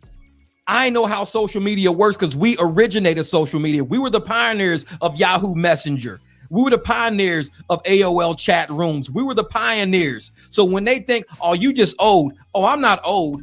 I'm wise. I know a whole lot more than your ass know because you just got IG. You've been around since Facebook. You've been around only since YouTube. I've been around since the beginning. The beginning. I have all systems in my head. I know everything. So, of course, I kind of know how social media works. I've been through every phase of social media. I've been through my age group being young on social media. I've been through my age group being 22, 23. We're 30 years later. We're 3 decades of social media, of nothing but knowledge in us. 3 decades. Now, would you trust a doctor who just started doing operations yesterday to do heart surgery on you? Or would you trust a doctor who's done this for 30 years? Kind of knows how heart surgery works. He's been around for quite a while. He's pristine with his procedures. He knows what he's doing. So would you trust a doctor at 30 years? Would you trust somebody who said, well, I just started being a doctor yesterday. I'm brand new. I like my people like I like my cars, high mileage. High mileage is trustworthy. If I can go outside and get in a car with 200,000 miles on it, it ain't breaking down, never broke down 200,000 miles, and you put me in a car with 5 miles on it, and you ain't never tested this car, never drove this car, how do I know that this car is going to even make it to 3,000? Look at all the GM engines right now. All the General Motors engines are breaking down at 6,000 miles, 30,000 miles. I got a GM sitting outside with 221,000 miles on it. No issues whatsoever. I got the old engine though. I got the 05. So I'm one of them people that looks at reliability. I don't look at novelty. The newer generations look at novelty. I'm the first one. I'm the only one. I'm just here. Oh yeah, Black Planet. Oh yeah, Black Planet. I forgot about that. Black Planet. The man said he charges his barber to take pictures of his haircut. I don't have time for them. Exactly. Hey, Black Planet. I remember Black People Meet. Y'all remember that? Black People Meet, Planet of Fish, or whatever that was. Plenty of Fish. All them old ass chat rooms we used to be a part of back in the day. Black People Meet. I'd be like, man, MySpace, Zanga, only real OGs know. Yep, tagged. Yep. Man, we used to run LimeWire and Napster just to get our music. We ran LimeWire and Napster. Dude, we old, man. We old. And see, these young folks that think that you guys are too old to be on YouTube. No, we built this shit that y'all playing on. The playground y'all playing on right now, we built this playground. We built it. Y'all just here enjoying what we already built. So don't let us build this playground for y'all called social media and then y'all try to kick us off the playground. No, we built this shit. We still here. Oh yeah, Bear Share. Yep, I remember that. WinMX. I didn't have WinMX, but I had Bear Share. Yep. Thanks for everyone $1 million for showing up at the barbecue. We grilling today. We grilling. This what season it tastes like. My first YouTube was in 2006. Damn. Yeah, that LimeWire was kind of complicated. It was slow because we had dial up and shit. It was slow as hell. We didn't have fast wide like shit like we did. Kazaa. Yep. Kazaa, Shazam, all of those things. We had Shazam where you hold your phone or something to a speaker and it tells you what the song is. Man, that was old shit. Man, 2006. I think my first YouTube had to be around about, I would say it had to be like 2008 is when my son was born. So it had to be like 2010 or 11. So my first YouTube was like 2010 or 2011, but I didn't do anything with it. It was just there. I like uploaded a couple of videos and left it like, oh man. They were my sidekick phone. Exactly. Sidekick where the sides glow. Man, facts. And like I tell folks, man, if all these young folks out there, just when we were young, we talked to all of the older people in our community to get knowledge. And we learned how to cut hair. We learned how to work on cars. We learned how to start businesses. We learned how to do a lot from talking to the older people because they invited us to talk to them. We would sit on porches, patios. We didn't have cell phones, so we can only communicate with old people. We didn't have to where we could talk to people in other cities and states. So we only talked to people in our neighborhood. We advanced a lot faster mentally than a lot of people are advancing now. Like I tell folks, we got smartphones, but we got dumber people now. It's just, it ironically worked out like that because people lost the ability to critically think and to go through things. They let their phone do all the work. They let their laptops do all the work. We actually critically thought. Like spelling was important for us. We used to spell correctly when I was younger. Now people don't care. They spell in syllables and words and verbs and nobody cares about spelling. I care about spelling because I'm older, but a lot of people don't care about spelling no more because their brains can't wrap around the fact that you even paying attention to enough detail to spell right shows me you're trying to be more intelligent. But when you just give up on spelling the English language you speak and you don't even care, that just tells me you're probably not that bright. And it's just how society has developed. We are getting less brighter and people are getting louder and more provocative and they're getting less intellectual. But yet we got all these smart devices around us already. And people are like, oh man, you know what? AI gonna take these jobs. Yeah, AI is gonna take them. And most of the people out here who don't have that intellectual ability to even work systems and back end coding, they're not going to have a job. You can't just wipe trucks down for a living. You can't be 80 years old just wiping trucks down. What do you do for a living? I just wipe trucks down. You don't have a real job? Well, AI took all my jobs and I'm not that smart, so I just wipe trucks down all day. No, you've got to do something. You got to do something. Yeah, knowledge retention is on 0%. And nobody cares, man. The Sidekick was the best phone invented. AOL best was good. Exactly.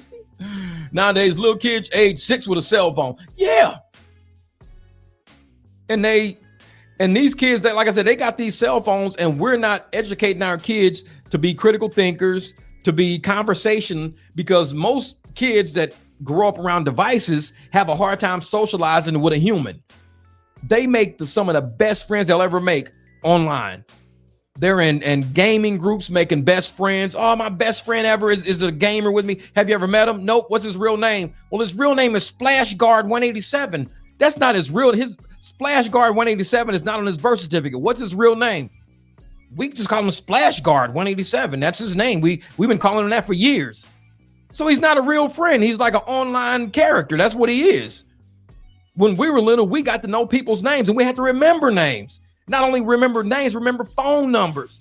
Somebody tell us their name, we know their name and their phone number. We can even tell you where they live. Oh yeah, they live at 187 East Winbrook. They live over on 187 East Winbrook. Yeah, how you know? Yeah, because that's my friend. We go to their house all day. We knew. Our brains were so full of information back then. Now, nah, these kids, man, and it's not even the kids, it's just the younger generations. They just stopped trying to educate themselves. They've given up.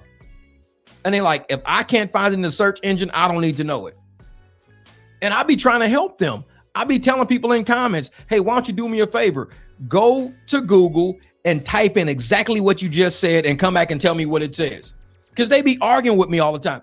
Case in point, the other day, somebody was arguing with me. Now, Arizona has a 0% rate, has a zero tolerance policy. When it comes to alcohol, DUIs, we have 0% policy out here, which means there is no legal limit. And people say, no, one dude was like 0.08 is federal. I'm like, I don't care what federal is. I don't know if it's federal or not because I don't drink that damn much. But even if 0.08 is federal, in the state of Arizona, there is no legal limit, which means you can have one beer and they could give you a DUI. There is no, you don't know. I said, dude, go Google it, bro. Just go Google it, man. I live here. I drive here. I know. I've been here for 7 years. And man, it's like, yeah, I go back to the Uber Jeep AZ days. Most people sound nervous when they start.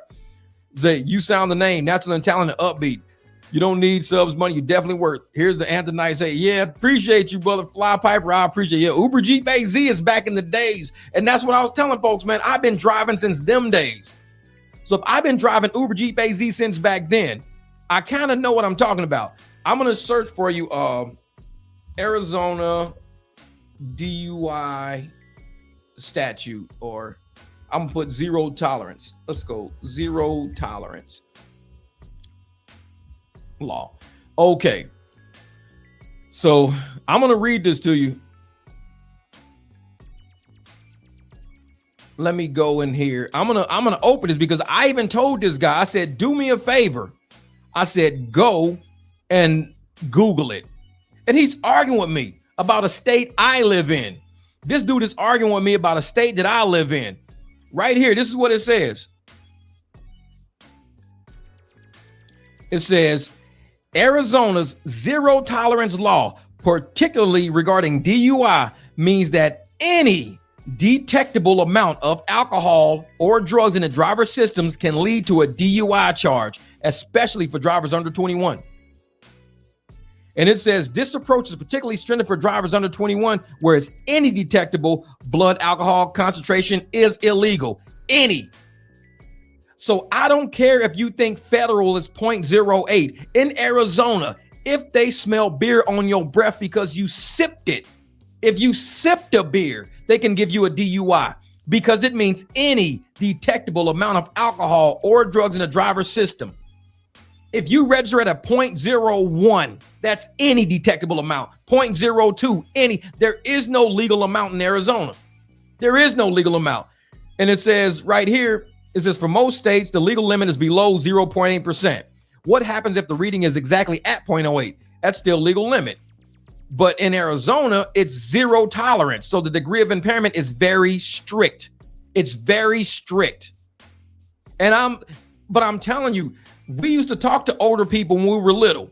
We talked to older people. I'm trying to explain to somebody in YouTube comments who's telling me, a driver in Arizona, a resident of Arizona, that I don't know the laws of Arizona, and I am a driver in Arizona.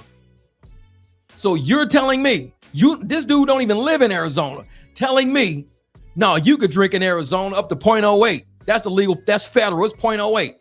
Imagine me drinking up to 0.08, being pulled over by a cop and telling a cop, well, it's legal because somebody on YouTube told me it was legal. They're going to be like, somebody on YouTube told you that it was, yeah, it's up to 0.08. It's federal. It's legal. I could drink and drive. It's legal. Somebody on YouTube told you in Arizona it is legal. You live here. We got your ID. You've been here for a long time. Somebody on YouTube that don't live here told you that you can drink up to 0.08 and it's totally fine. Yup. Man, we locking your ass up for a D. You was probably drunk before you started drinking. You believe somebody off of YouTube. You live here, you idiot. And it's like, and I told her, I said, do me a favor, go Google it. I don't gotta Google it. I know the federal law, buddy. I don't gotta Google it. I know the federal law, buddy. You don't know. You can drink all you want. That's federal, buddy. Yeah, let me be an idiot and listen to somebody in the YouTube comments. I'm just like, I be trying to help people, man. I be trying, and I don't even tell them to believe me. I tell them, do me a favor, go to Google and type in exactly what you said. Just go type it in Google and come back and tell me. Go type it. They too lazy to even do that shit. I'm telling you the truth because I live here. And then I'm telling you where you can go get the confirmation because you don't trust me. Cool. I wouldn't trust me either. Fuck it. But go to Google and type it in.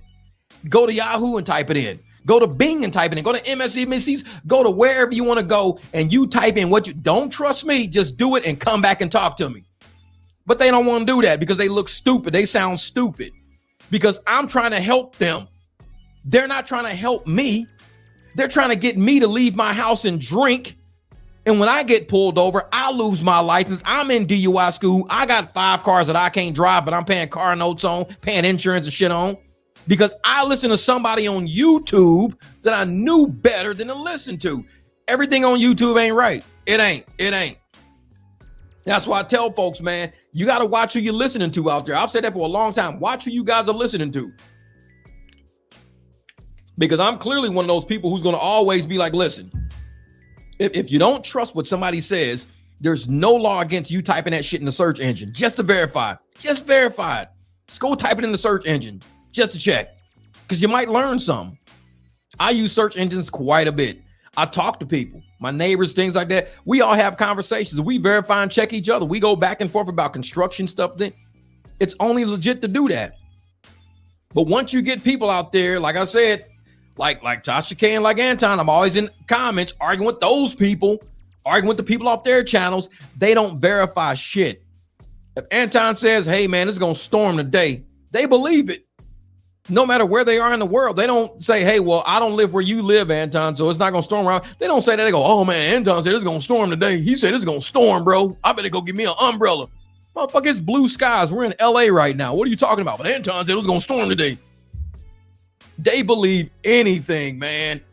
And that's why they so upset at all of our channels. They're upset at how we operate and how we move and how we don't just buy bullshit because somebody, well, he got 1.3 million subscribers. Well, I could tell you how to get a lot of subscribers if that's all you want to know. Shit, that's easy. I tell people all the time in my content, I don't want to have a ton of subs because a lot of people on your channel is a lot of energy on your channel. And there's darkness that can come into your light. Imagine, let's say like this. Imagine you got a classroom or you got a church and you got a whole class of good people. Everybody coming to school, they want to learn, or everybody coming to church, they just want to pray today. But you got these 2 people who think they have a right to be there. I have a right to be here. I have a right to be here because I can walk into your church and I can start saying satanic chants out loud if I want to because it's free speech. I have a right to be here. You got 40 people who are here to worship the Lord, and you got 2 that say they have a right to be here and they're going to worship and shout out satanic chants. What do you think the floor of that church is going to be all day? It's going to be a rough day in church. The energy is not there. So you got to tell the 2, well, there's a church out there for you. There are satanic worshiping churches. Maybe that's where you should be. Why are you here? Because we got a right to be here. I could be here saying what I want to say, doing it. You got to kick them out. I do the same thing with certain subscribers. They come to the channel not to have general conversation, not to have, moments of clarity or great debate. They come just to beat people down and berate people in the comments who don't agree with the shit they believe on Anton's channel. They don't come over here saying, you know what? I never saw it like that, bro. Let me look at that video again. Let me look at that video. Because y'all saying this and that. I don't believe it, but let me check that video again. They don't say that. They come on the channel. Y'all a bunch of idiots. Y'all some old hating ass. Y'all some broke ass. Why are they here? It's like you're not even with the flow of the program. We're with debate over here. So if you ain't here to debate, just here to berate, remove comment, block user from channel. I do that shit all the time because I'm not stupid. I got to protect the subscribers on my channel from shit like that.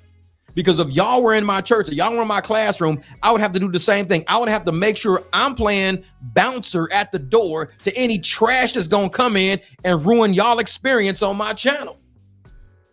And it's like, okay, y'all want to come to the channel, have a good time. Everybody's laughing and joking and cracking up. And then you got these idiots just trolling everybody's, you're an idiot, you're stupid, something's wrong with you, you're blah, blah, blah. And I'll just go.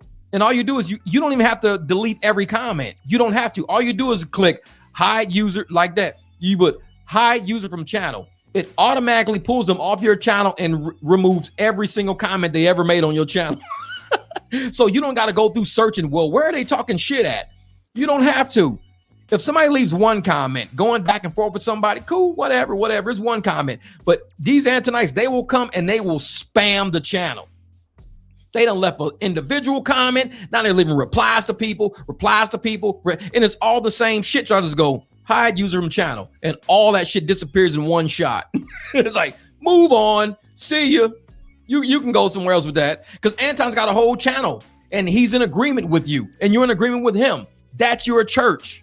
Go to your church. Don't come in ours shouting out satanic shit in the back. We don't want to hear that. We're here to worship a certain way.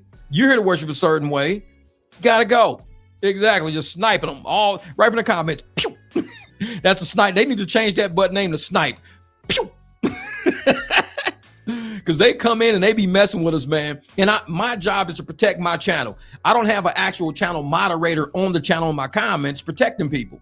So we see that a lot of them agree with doxing. They do. She deserved to be doxed. Don't nobody deserve to be doxed. Nobody. Because imagine if your grandma is at your house coming over to hang out to have lunch with your grandma coming over, but some idiots that got your address from a dox decides to pull some shady, funny shit. Ooh, we know where she lived. We know where she lived. Hey, let's go by and throw some eggs.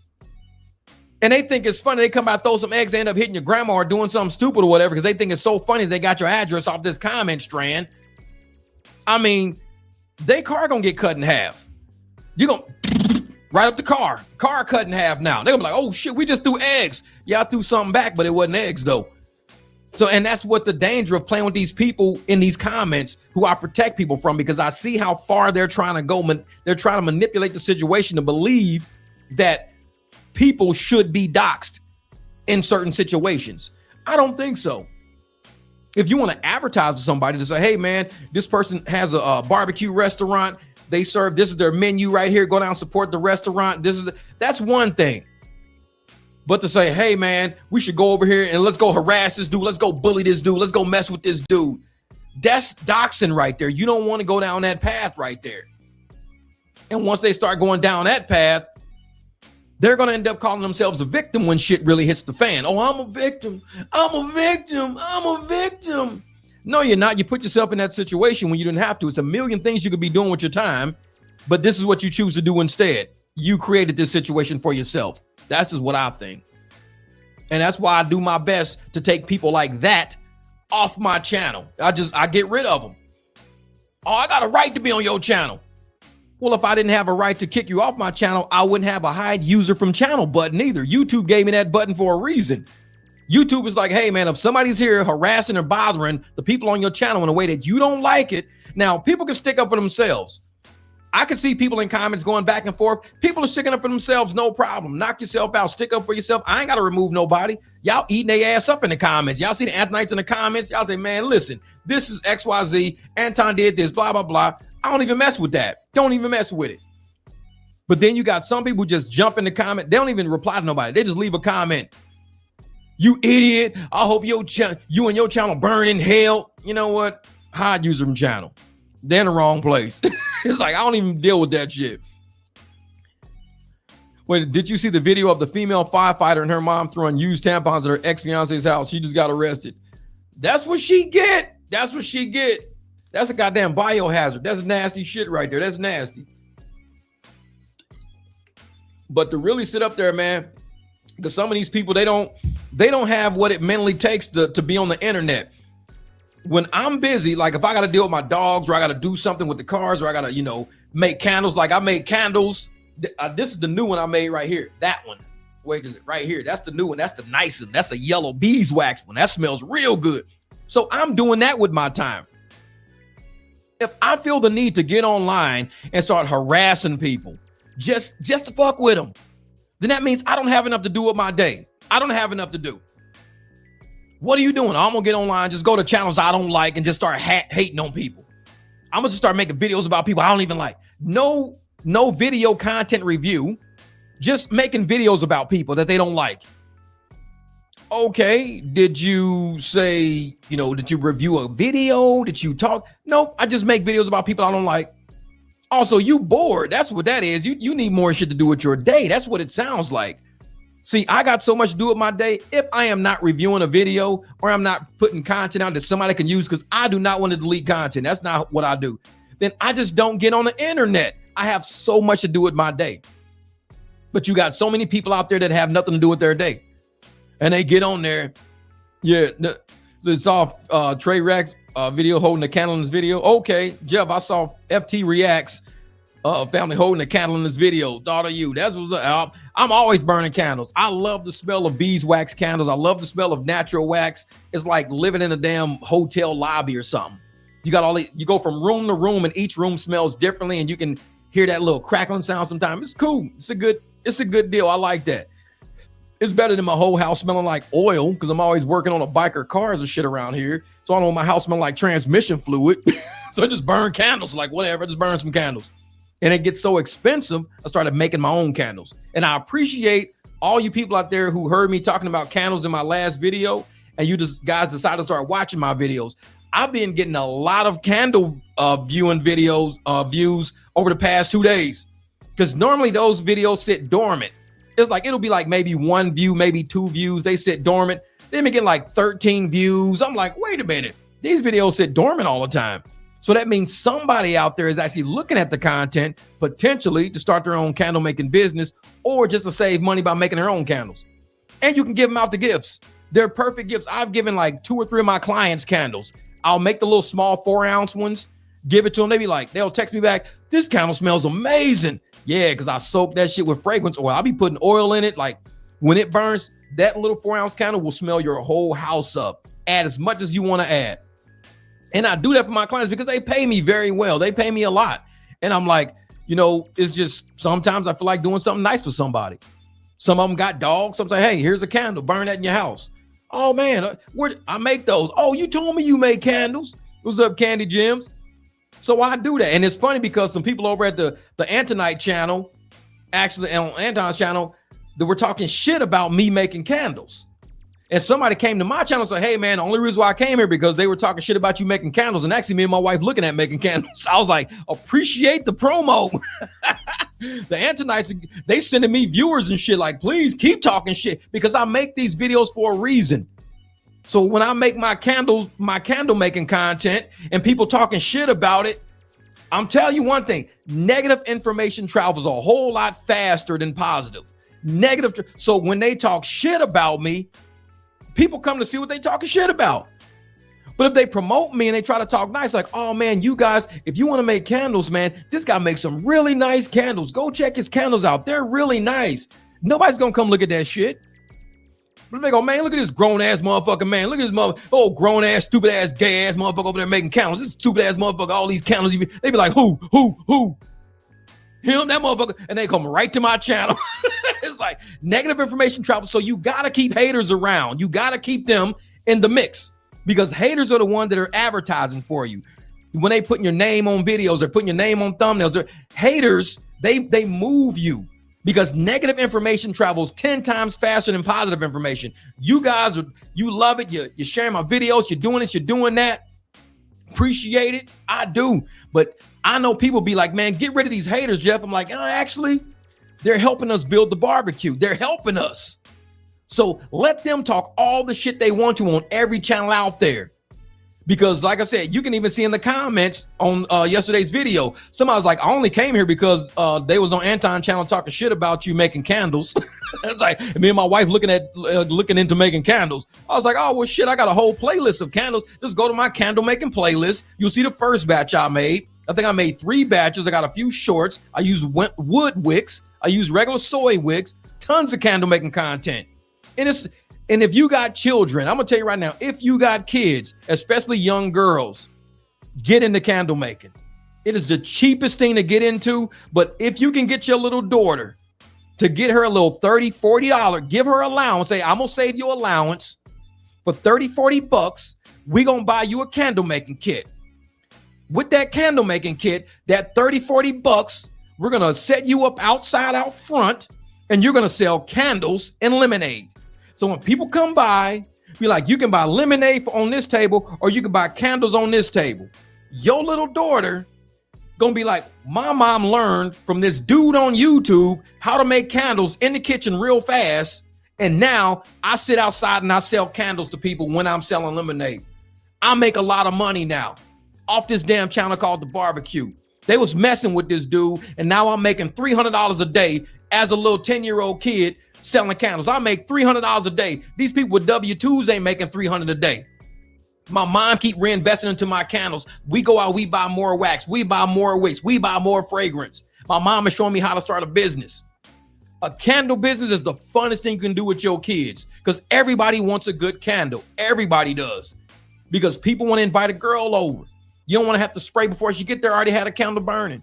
Sometimes at night, you want to, have the lights out so you and your girl can lay in the bed. You got a candle burning down and the candle is glowing up the whole room. Everybody wants a good candle. So get your kids involved in candle making. It's going to be forever. And then if the power goes out, the light goes out, you got black and rollouts everywhere. People should already have your candles in their house already. Hey, you knew rolling blackouts was coming. You got candles? Well, actually, I do. I bought them from this little girl that was selling lemonade and shit like 2 months ago. We bought 2 candles off of her. Go get them candles. Damn, these smell good. Get your kids involved in candle making. It's money. It's money. Because candles burn. That's what they do. They burn out and they disappear. And guess what happens when they disappear? You need to go get another one. It's like haircuts. You cut hair, it grows back. You cut hair, it grows back. Like trees, you trim a tree, it gets bigger. You trim a tree, it gets bigger. Always do something that will cyclically keep happening. If you can do a business that cyclically keeps happening, you have created a return customer. Candles, easiest shit ever. Candles. Sometimes you say, well, what about clothes? Clothes are the same way too, but clothes last too long. I can buy a pair of jeans or something. It can last me 2-3 years. 2-3 years. Yep, candlelight dinners. That's what it is. Candlelight dinners, candles for cakes, candles. Man, sage candles for cleaning public indoor spaces. I'm telling you, yep, the wood candles. And so when they was on Anton's channel talking shit about me making candles, you can tell low IQ people when you see them. They don't realize candle wax, a lot of men actually own the beehives.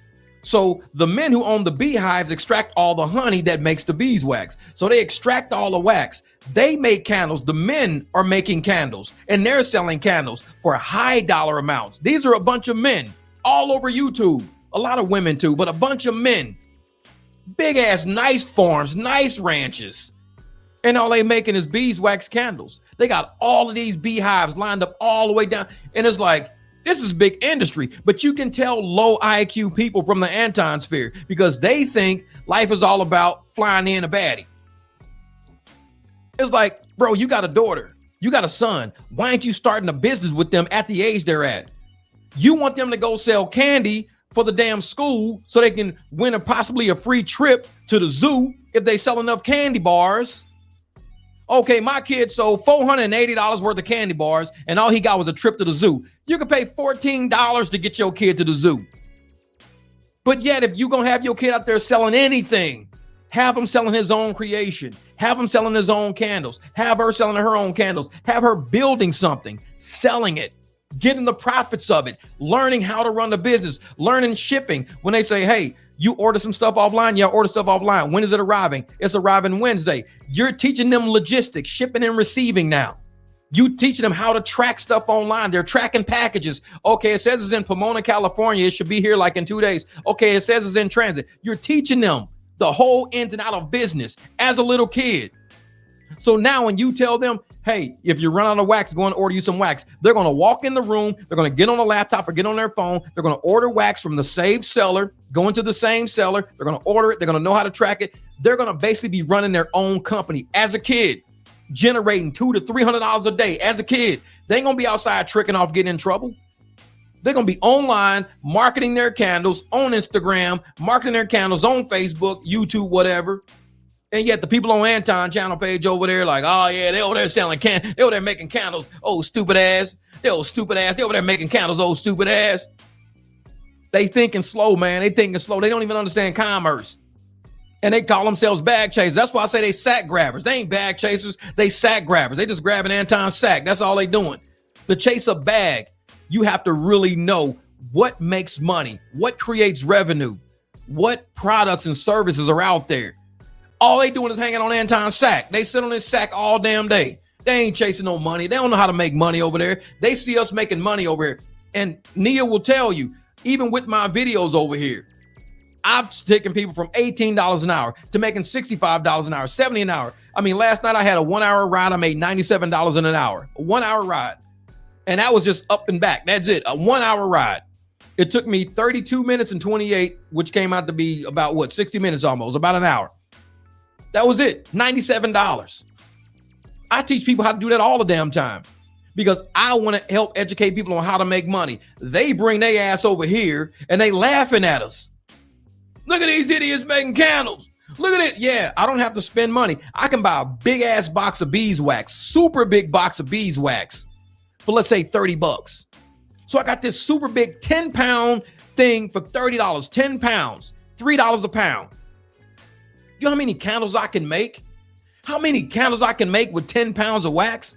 And you can sell each candle from anywhere from $5 to $15, depending on the size of it. So just think, if I can sell, let's say 40 candles, 40 at $15, that's $600 I just made, 600 off of one box of beeswax, $600 in revenue. And it only cost me $30 to make the $600. So $30, I make 600. And guess what the people on Anton channel doing? Laughing. Y'all so stupid over there making these damn candles. Y'all making these damn candles. Y'all stupid. This is perfect for somebody who has a job. If you got a full-time job or a part-time job and you like, well, when I get home from work, what do I do? Like they make 3.5K little dogs dancers send them for reneging on appearances and dates with other hoes. They admitted it. Damn. $3,500 a month. Their little dogs then sends them for reneging on appearances and dates with other. Oh, wow. Wow. So if they don't show up at somebody else's show and fucks their show up, they end up making money. Wow. If you fuck they show up, I'll pay you. It's like he's paying them to sabotage other people's channels. Wow. That's some true hater shit right there. That's true hater shit. I started making candles thanks to Jeff here, and now I got a small list of clients who buys them, even neighbors and former coworkers. There you go, Nia. There you go. And that money can be returned, and it's your investment money now. So you can start building bigger things, getting different containers, doing stuff. That's how you get started. You got to have a small list. And somebody said, do you own your own transportation company? I'm new here. Yep. I've been running my own transportation company since 2020, since 2020 with my big Jeep, and now I'm 3 cars deep. But I got a ton of videos on my channel talking about how I do transportation. I'm partnered with a company that does it in California, Florida, Arizona, Idaho. So if you're in either one of those 4 states and you need commercial insurance, trust me, I got a video on my channel called Hum Private Rides. You go to that and you can get commercial insurance, $2-3 a day, and you can make $500 a day off of paying $3 a day for insurance. $3 a day for insurance, you can make $500 a day. It's all in how you're gonna market yourself. And this is what I teach people on this channel.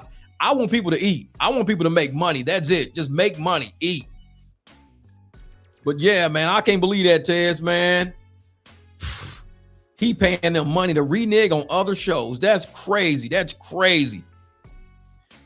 This is all facts, brother. Teaching business and working on business strategies is always a plus. Yeah, and Jose, I tell folks like this: if you work at a part-time job or you work at a full-time job and you getting home and you're on YouTube, be on YouTube if you're just doing comments or whatever, but have your candle machine running next to you because it has to take time to melt anyways. So be melting your candle wax while you're on YouTube. Melt your wax. Have all your stuff set up, all your candles set up and everything. Get it all going. And while you're home from work, you're creating revenue right there with your candle wax kit. You're making revenue because once you're done, you go back to work the next day. You tell everybody in the break room, hey, I got candles for sale. I have my thing. People walk into your cubicle. Damn, it smells good in here. You can make like 10 or 15 of these little 4-ounce candles. You can sell them all $5-10 a piece. Extra, you could have extra, sending them $5. And people are like, oh yeah, give me 2 of them. $10 you get 2, guaranteed. You're gonna make more money doing that than you make being at work. And all you did was come home and just fire up your candle making pot, thinking I gotta make about 10 of these, take them into work tomorrow, see if I can sell them. And that's how you do it. That's how you do it. Yep, I made my first 1K online in 2019 because I believed in myself. Oh yeah. All right, cool. I'm gonna look at that. Happened live during the video I emailed you. You'll see. Okay, bet. Appreciate that, brother. I'm gonna definitely check that out. Man, I'm checking that out. That's gonna be some good content. We finna eat their ass up. The Antonites finna be pissed. Tez, you finna kill them with this one. But if people only realize, like I said, I got a candle making playlist. If they realize how easy making candles is, as you're sitting there any damn ways, the opportunity to make money is right in front of you. And like I said, they over on Anton channel laughing and shit. Them idiots making candles. Them idiots.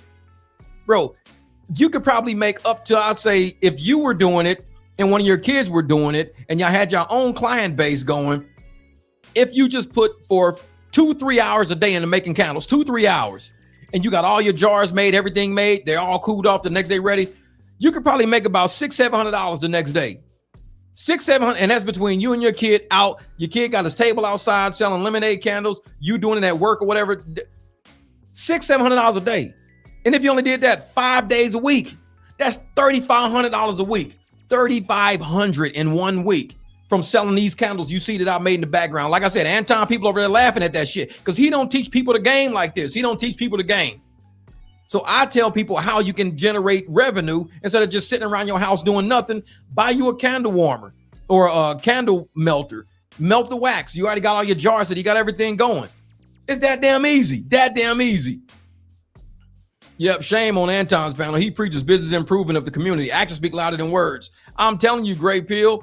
And that's the thing. I don't mind telling people the potential of making money because we have almost 9 billion people on this planet.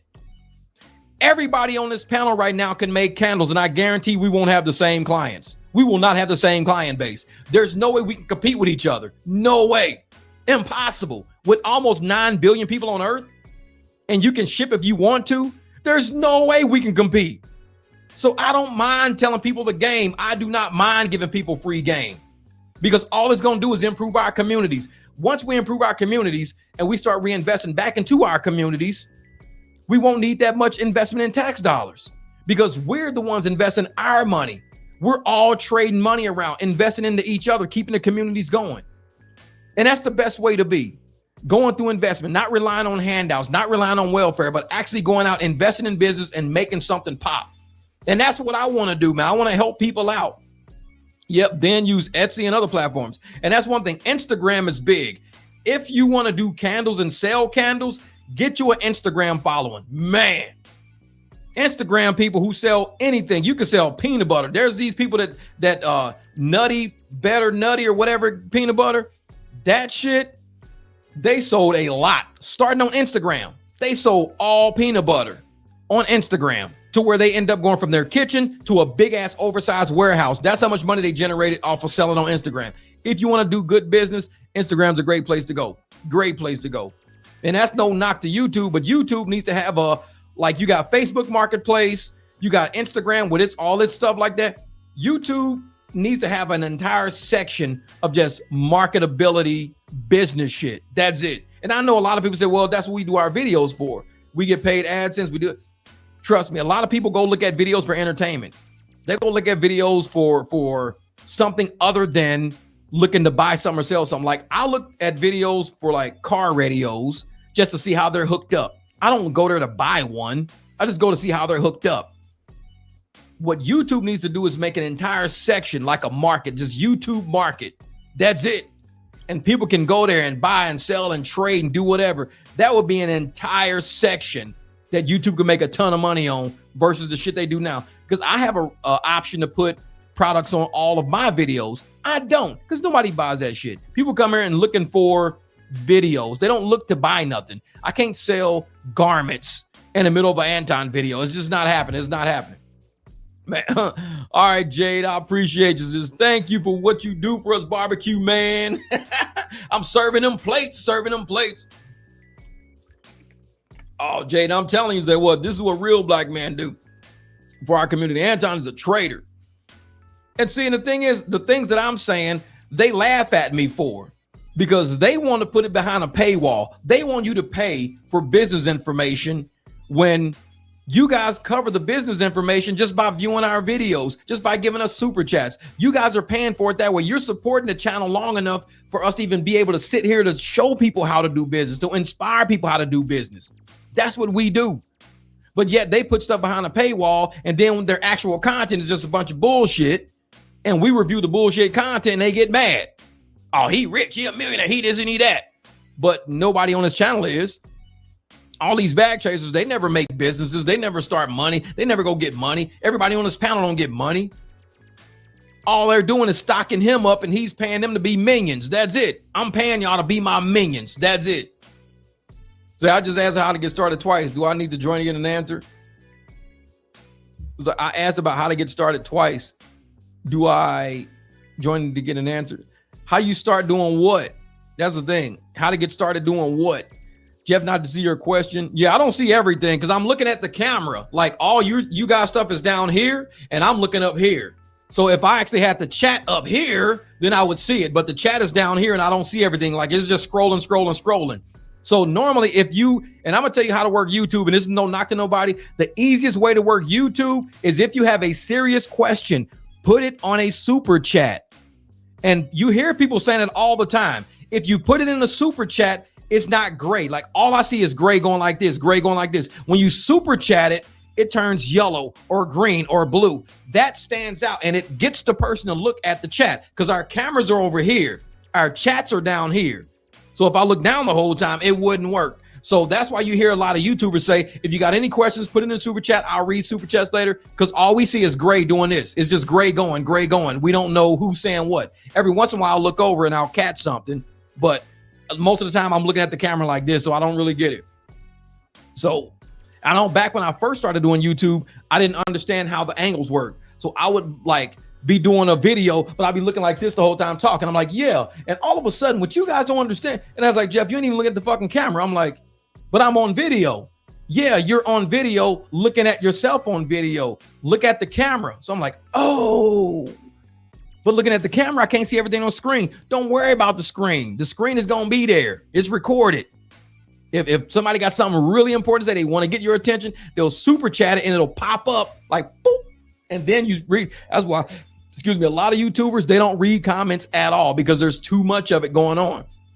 And a lot of people in the comments just talk to each other. That's what they do.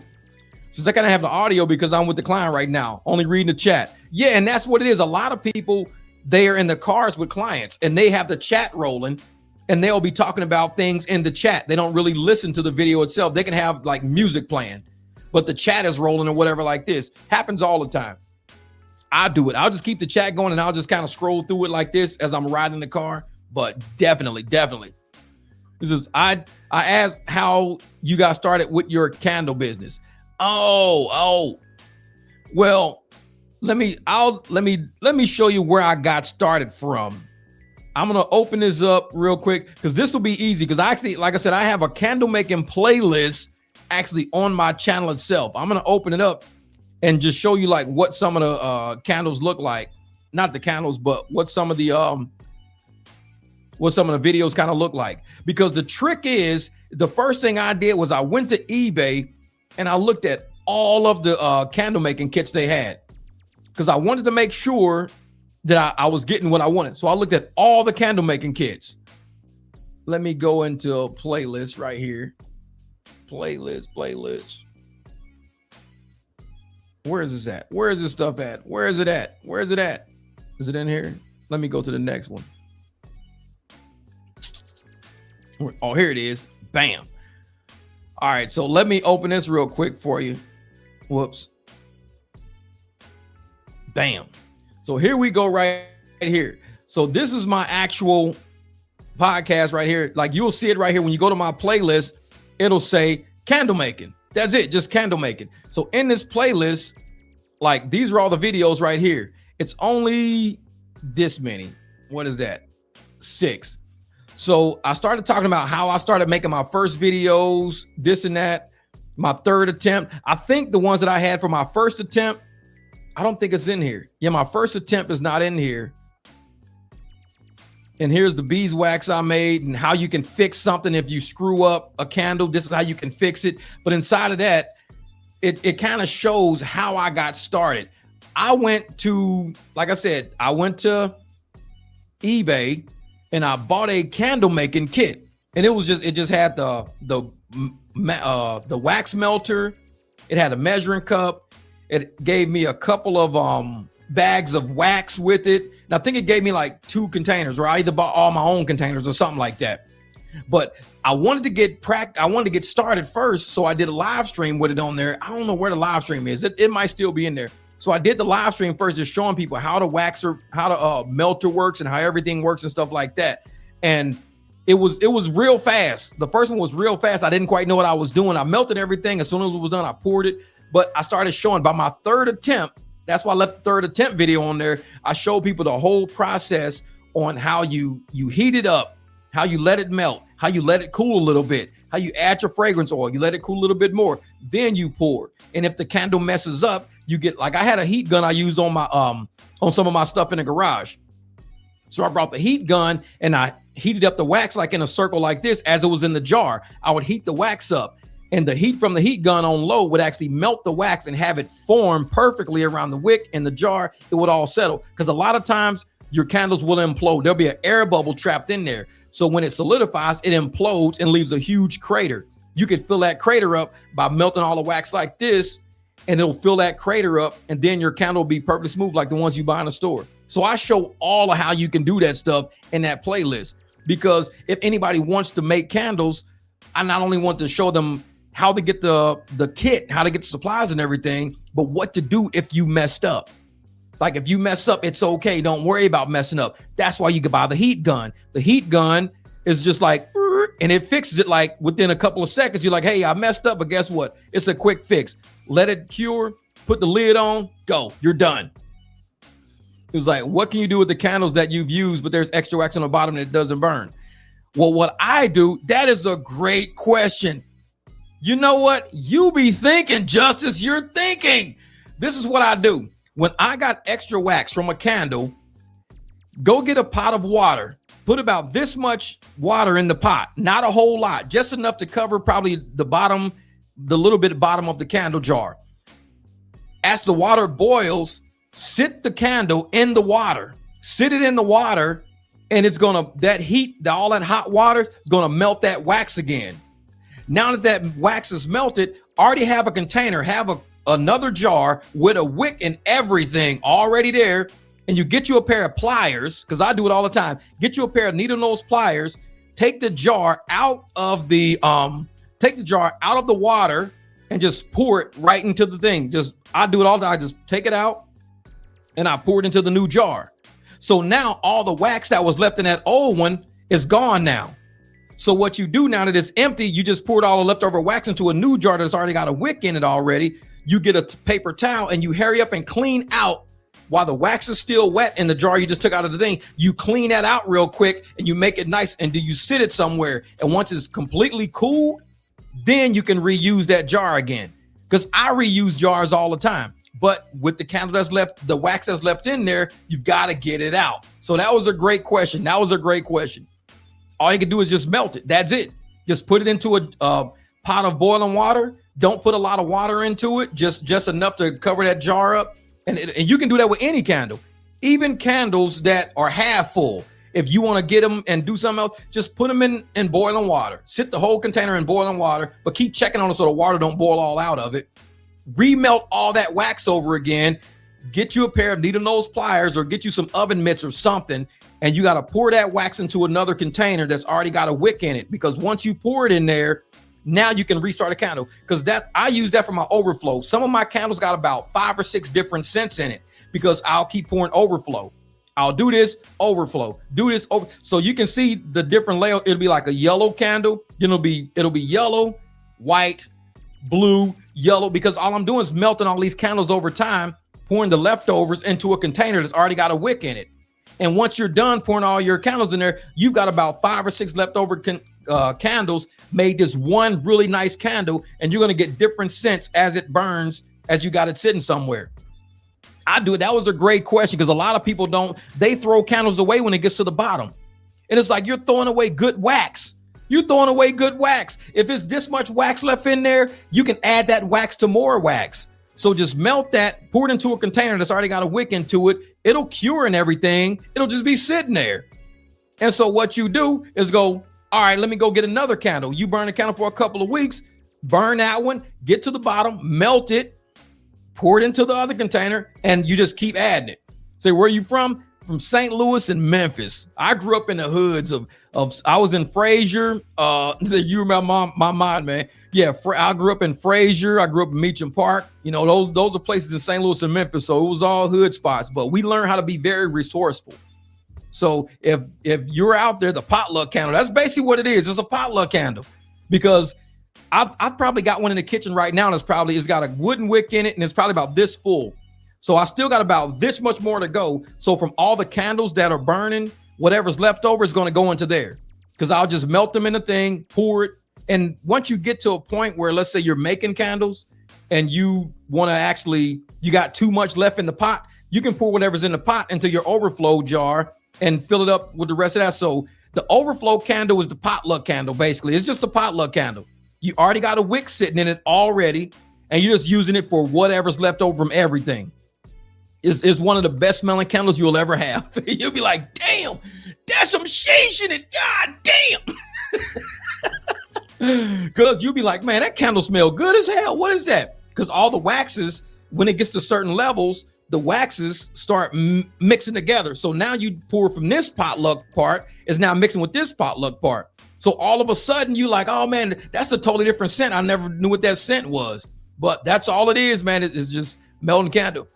You can niche your clientele, like make candles for wedding events. Exactly. I mean, you can buy an entire box of these little candles I got back there. You can buy an entire box of 48 for like $20.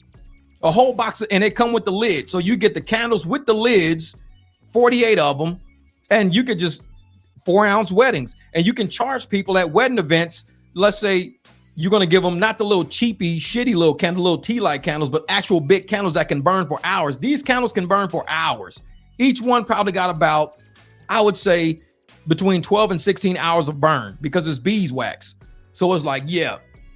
Oh, thank you, Justice. Hey, love your spirit, my guy. I've been watching you for Anton. You got mad game. Always much needed. Much love from Detroit. The D-Town, that's what's up. The capital city. The capital city. So always show up when you get at the barbecue. We share great business ideas. We talk about different topics, and we keeping it real. Exactly. Man. So I just YouTube how to make candles. I'm telling you, man. Hey, candles are not hard to make.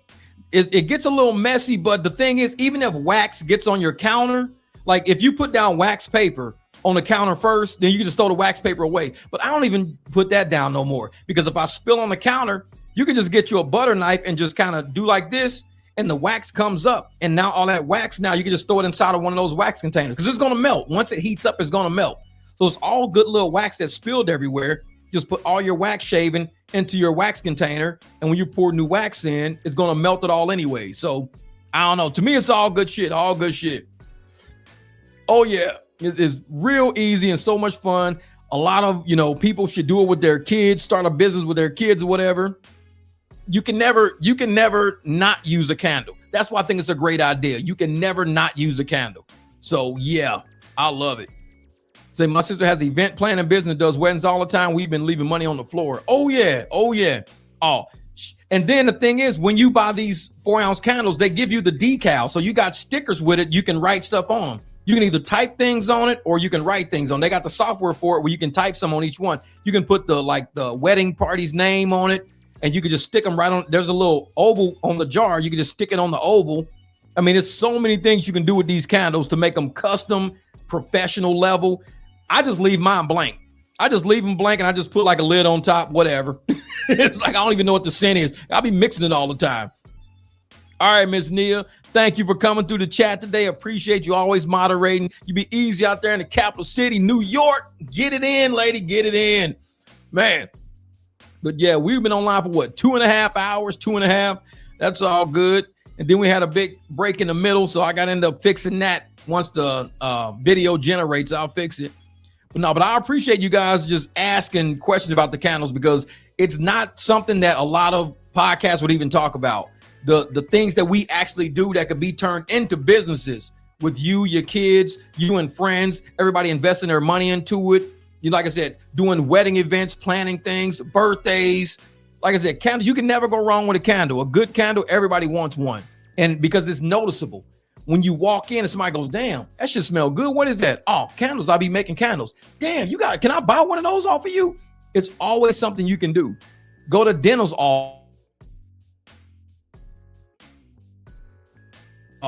damn mechanic shops. You can go anywhere out there and say, hey, can I sell you guys a candle? Because the candle smells like tires in here. What if I sold you a candle to kind of make it smell good for your guests in here?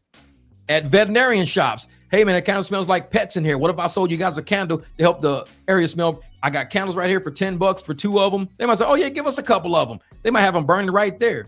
So it's like, it's always a way you can make money out there, but you just have to see a way to market yourself in the market, whatever you're doing, and do it at a high level. Don't even do it at no shady hustler level. Do it at a high level. Walk in and talk to the manager. Be like, yeah, this is what I do.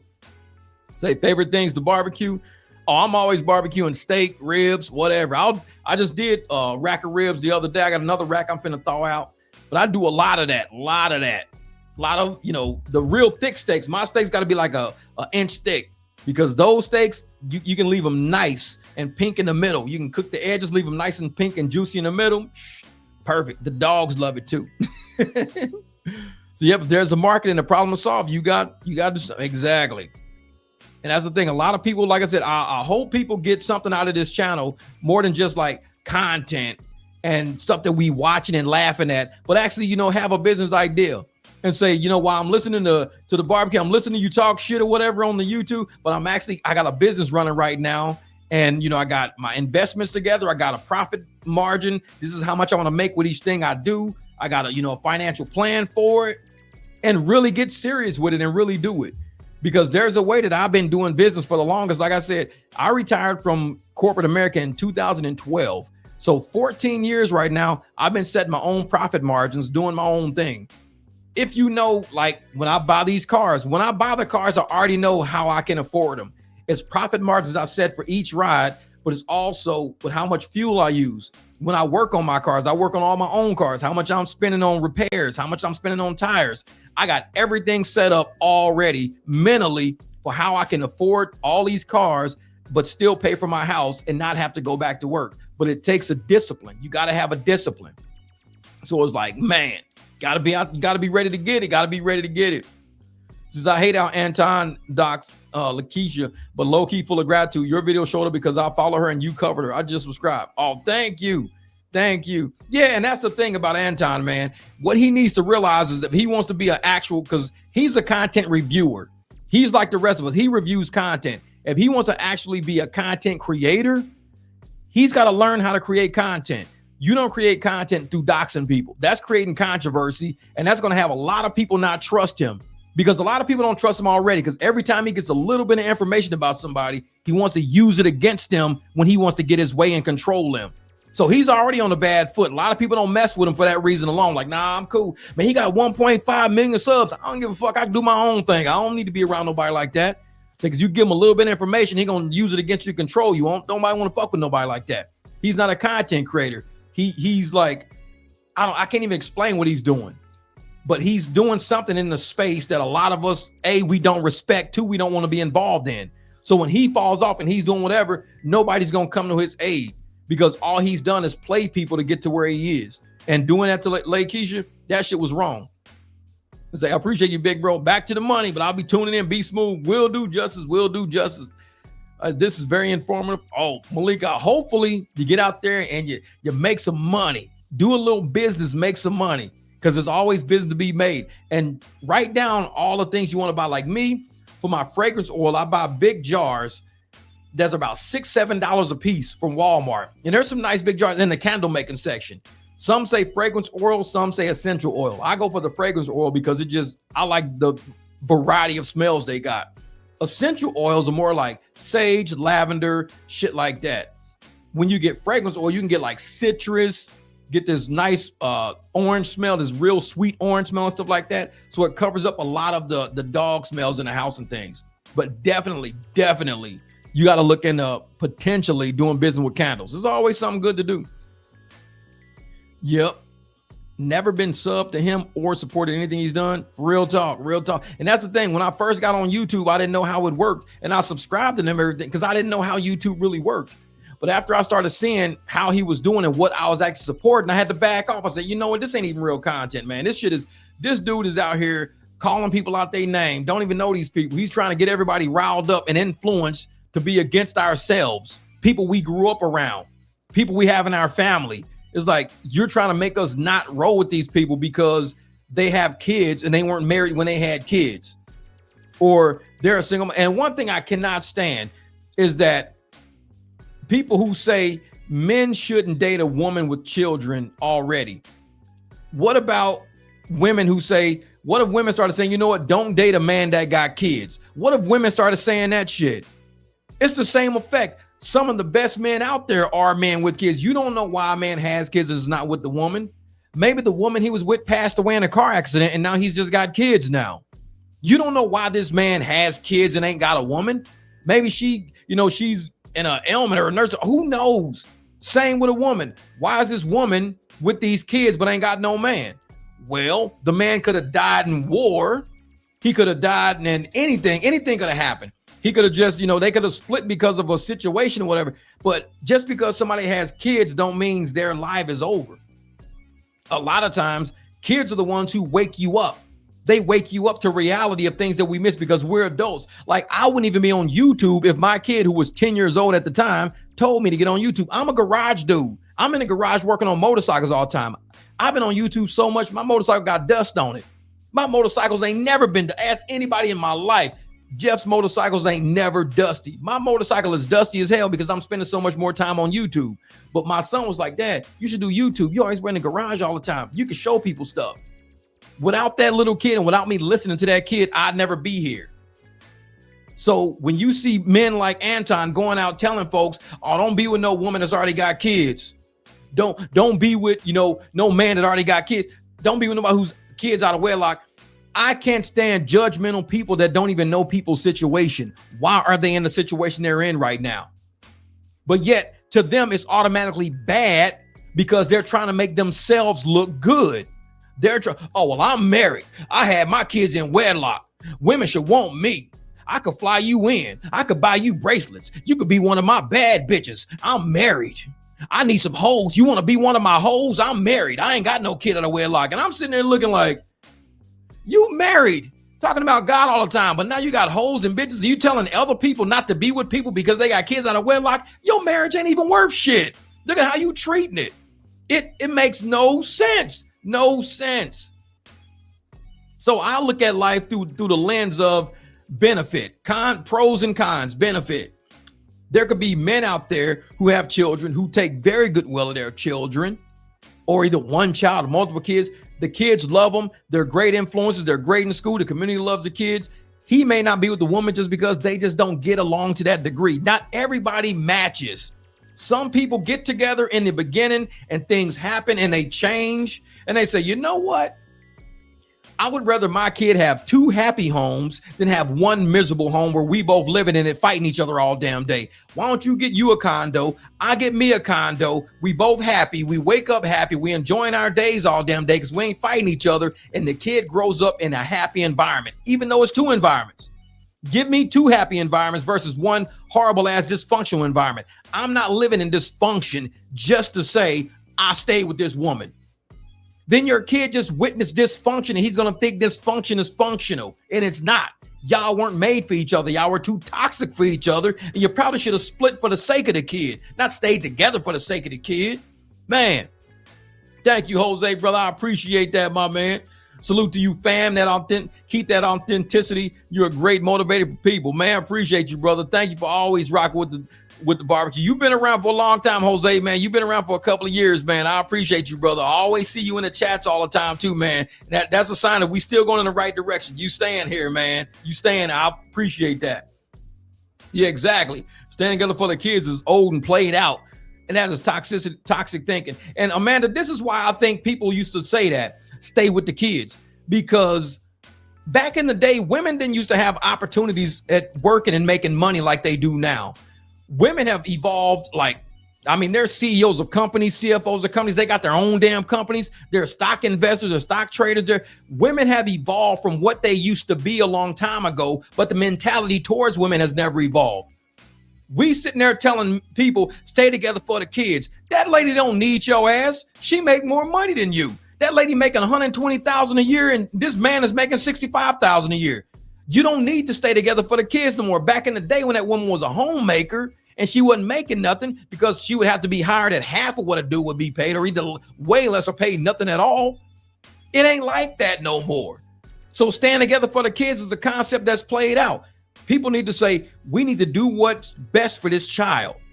Arguing every damn day when we wake up to the time we go to sleep is not the best for this child to be seeing every damn day. We are raising a kid that's going to be raised in misery, arguing, fights, dysfunction. So why don't we do like this? You get you an apartment, I get me an apartment. We come up with a Planned Parenting schedule to where we got different days, whatever. And life can be, he can wake up happy at each house. Ask my sons, they love each house they go to is happy. There ain't no animosity. I don't even have animosity with my son's moms. We talk all the time. We text whenever. I send her money. She don't even ask me for money. I send it to her because my son's down there. So when you get to a point to where you realize that your life could be better for the child if you weren't always at this person's throat all the time, they weren't always at throat, then you need to make a decision based on that. All of this shit, oh, yeah, we're going to stay together for the kids. No. You just want to have your cake and eat it too is what you is. You want to be in a relationship with somebody, but not be responsible for somebody. We just together for the kids. That justifies you going out cheating. Well, I'm with her, but I'm only with her for the kids. Or I'm with him, but I only with her for the kids. No, that's bullshit. Because if somebody told me, well, I'm still with him, but I only with him for the kid, I wouldn't date her anyways. Say, no, I'm not getting involved in that shit. Nope. If you were single, had your own place, he had his own place, that's one thing. But being together for the kids, but we doing our own thing, see, that's some Anton Daniel shit. We together for the kid. We together for my daughter. We still married 21 years later. We stay together for this. She like my best friend. No, that's your roommate. That's your roommate. That's not the wife at that point. That's your roommate now. A wife is somebody you hold in high esteem and have way too much respect to let a woman walk across the threshold of a hotel room you in for the purpose of being with you. You don't have a wife at that point. You got a roommate. That's all that is. You got a wife, ain't nobody, no woman being flown in and out of town. Ain't no woman getting gifts bought for her. Ain't no woman gonna be the apple of your eye. You ain't complimenting her. Oh, she's gorgeous, man. She coming with me. She baddie. No. If you truly married and truly love your wife, that's not how you gonna act. And you can't sell nobody that bullshit. So for him to sell all the Antonites that, oh yeah, when you with somebody like this and you can talk how you want to talk and be how when you, that's true happiness. No, that's true stupidity. That's true dysfunction. You guys are past the point of fucking dysfunction, past the point of it. If I'm ever with a woman And she's like, oh yeah, I fly men in town all the time. Shit, I tell Jeff when I want to be with another man. I tell him like, hey Jeff, you know what? I think I want to get broke up by another dude today. Cause Jeff's my best friend. And I could tell Jeff that. I'll look at her like, if you don't get the fuck up out of my house. No, we're not best friends like that. No, ain't happening. But that's the kind of shit Anton got these people thinking. Oh, if you're your best friend, you can tell her when you want to bust down another chick. You can tell if you want to be with somebody else. You can tell if you attracted to somebody. No, you ain't selling nobody that shit. Y'all shouldn't be married. If it's to that point, you're over your wife. You're over her. Admit it. You're over her. You're looking at other shit. But he don't want to say that. He don't want to say, oh, I'm over her. No. His ass just don't want to look like a hypocrite that he is. He'd rather stay married and do some weird against the 10th commandment shit, do weird shit, and sell it to everybody else that is normal. It's dysfunction. It's not right. Man. So I'm like, nah, I wouldn't do that. Ain't no woman gonna tell me Jeff's my best friend. I could tell him whenever I want to be dick down. Nah, I ain't your best friend. Get about my house. See ya. We're getting divorced. It's like, ain't happening like that. I don't know. Like I said, Anton talks to some slow ass people, man. These people are slow as hell over there. And then for the fact that he'll probably say, no, well, a man can do it, but a woman can't do it. It should only be reserved for us. No, that's still bullshit. Even that. You can't. That's narcissism. That's trying to control somebody, telling somebody else you can do whatever you want to do, but they can only do what you tell them what to do. That ain't real life. That's dysfunction right there. See, I need you to have a talk with my male peers. They're still stuck in that granddaddy thinking. Your place is in the kitchen making a sandwich. Wow, 30-year-olds talking like this. Exactly. And I'm going to tell you real talk. You can ask any woman I've ever been with. Ask any woman. I cook for myself. I trust my own cooking. I know what I like. I trust my own. If a woman wants to cook for me, cool. Knock yourself out. I don't care. But don't think I'm going to starve because you don't. I cook. I was raised by a woman. I cook. So if I want to get out on the grill, I'm going to grill. If I want to make spaghetti, I'm going to make spaghetti. If I want to throw something in the oven, I'm going to throw something in the oven. I cook is what I do. But to expect a woman to cook for you? Nah. This is 2026. This ain't 1906. The reason why women used to cook so much back then is because, again, times have changed. Women didn't work. They were at home anyways. What else are they doing? They didn't have internet. The least they could do back then is have dinner hot and ready when you knew I was walking through the door. I didn't have to wait an hour to eat. But now you got women walking in the door at the same time the men walking in the door. They both coming home for work, pulling the driveway at the same time. Some women coming home later than the men coming home. Times have changed now. But a lot of men still thinking Neanderthal. They still thinking back in 1906. And they trying to make women think you just like these women tonight. These women will buy your broke ass. Be like, man, this girl making $120,000 a year. You making $56,000. She will buy your ass twice over. And you talking to her like this is 1906. She will replace your ass so fast. And the thing is, men, they want to go out and pump their chest. Well, in order to stay a man, you got to boss these bitches around. Well, you keep doing that and your girl going to end up with me. That's just how it works out. I'm going to end up being the one that she's going to be like, hey, Jeff, I know you wanted some rims for that Beamer. I got them ordered for you. What? Jeff, you've been hooking me up with some great barbecue for the past 3 months. You my guy. You my man. Shit, you know what? I got you. I got them wheels coming in. Damn, girl, I appreciate that shit. Well, I know you want them wheels and you've been taking care of me like a man does. And you know what? Cool, I appreciate that. In the meantime, all these men gonna be walking around mad as hell, single. Yeah, I'm gonna get me a girl that I'm gonna control her and tell her what to do. She gonna end up with a dude that treats her like a woman. That's what's gonna happen. All these men are treating these women like, oh, I fly baddies in all the time. Oh, I got 5 bitches around me. I keep 5 hoes on. If that's how you treat these women, they allow themselves to be treated like that, then that's who they are. Because one thing men like me won't do is make a hoe into a housewife. We won't do that. So if some woman I'm rocking with is some other dude's hoe, like Mika's husband, if some lady I'm with is some other dude's hoe, I can't be with her that much longer. Because if I need to hold my woman's at high esteem, she needs to hold herself at the same esteem. If she's making me hold her this high, but she's putting herself as a hoe for the next man, no, I'm cool. I'm done. I can't deal with that. Nope, I can't deal with that. Because I'm not going to be that sucker walking around with a woman who's letting another man treat her like less than, but treating this man like he's some king, but yet I treat her like a queen and she treat me like a pawn. No, it's got to be even. And that's why Anton's relationships with women are so fucked up. They just backwards and he's selling this shit to people. And it's like, if this was really your wife and you was treating her like a queen and she was treating you like a king, there would be no other women around. Just what it is, there'll be no other women around. but he wants to sell that, all that. Yeah, I could do what I want to do. She my best friend. She this and that.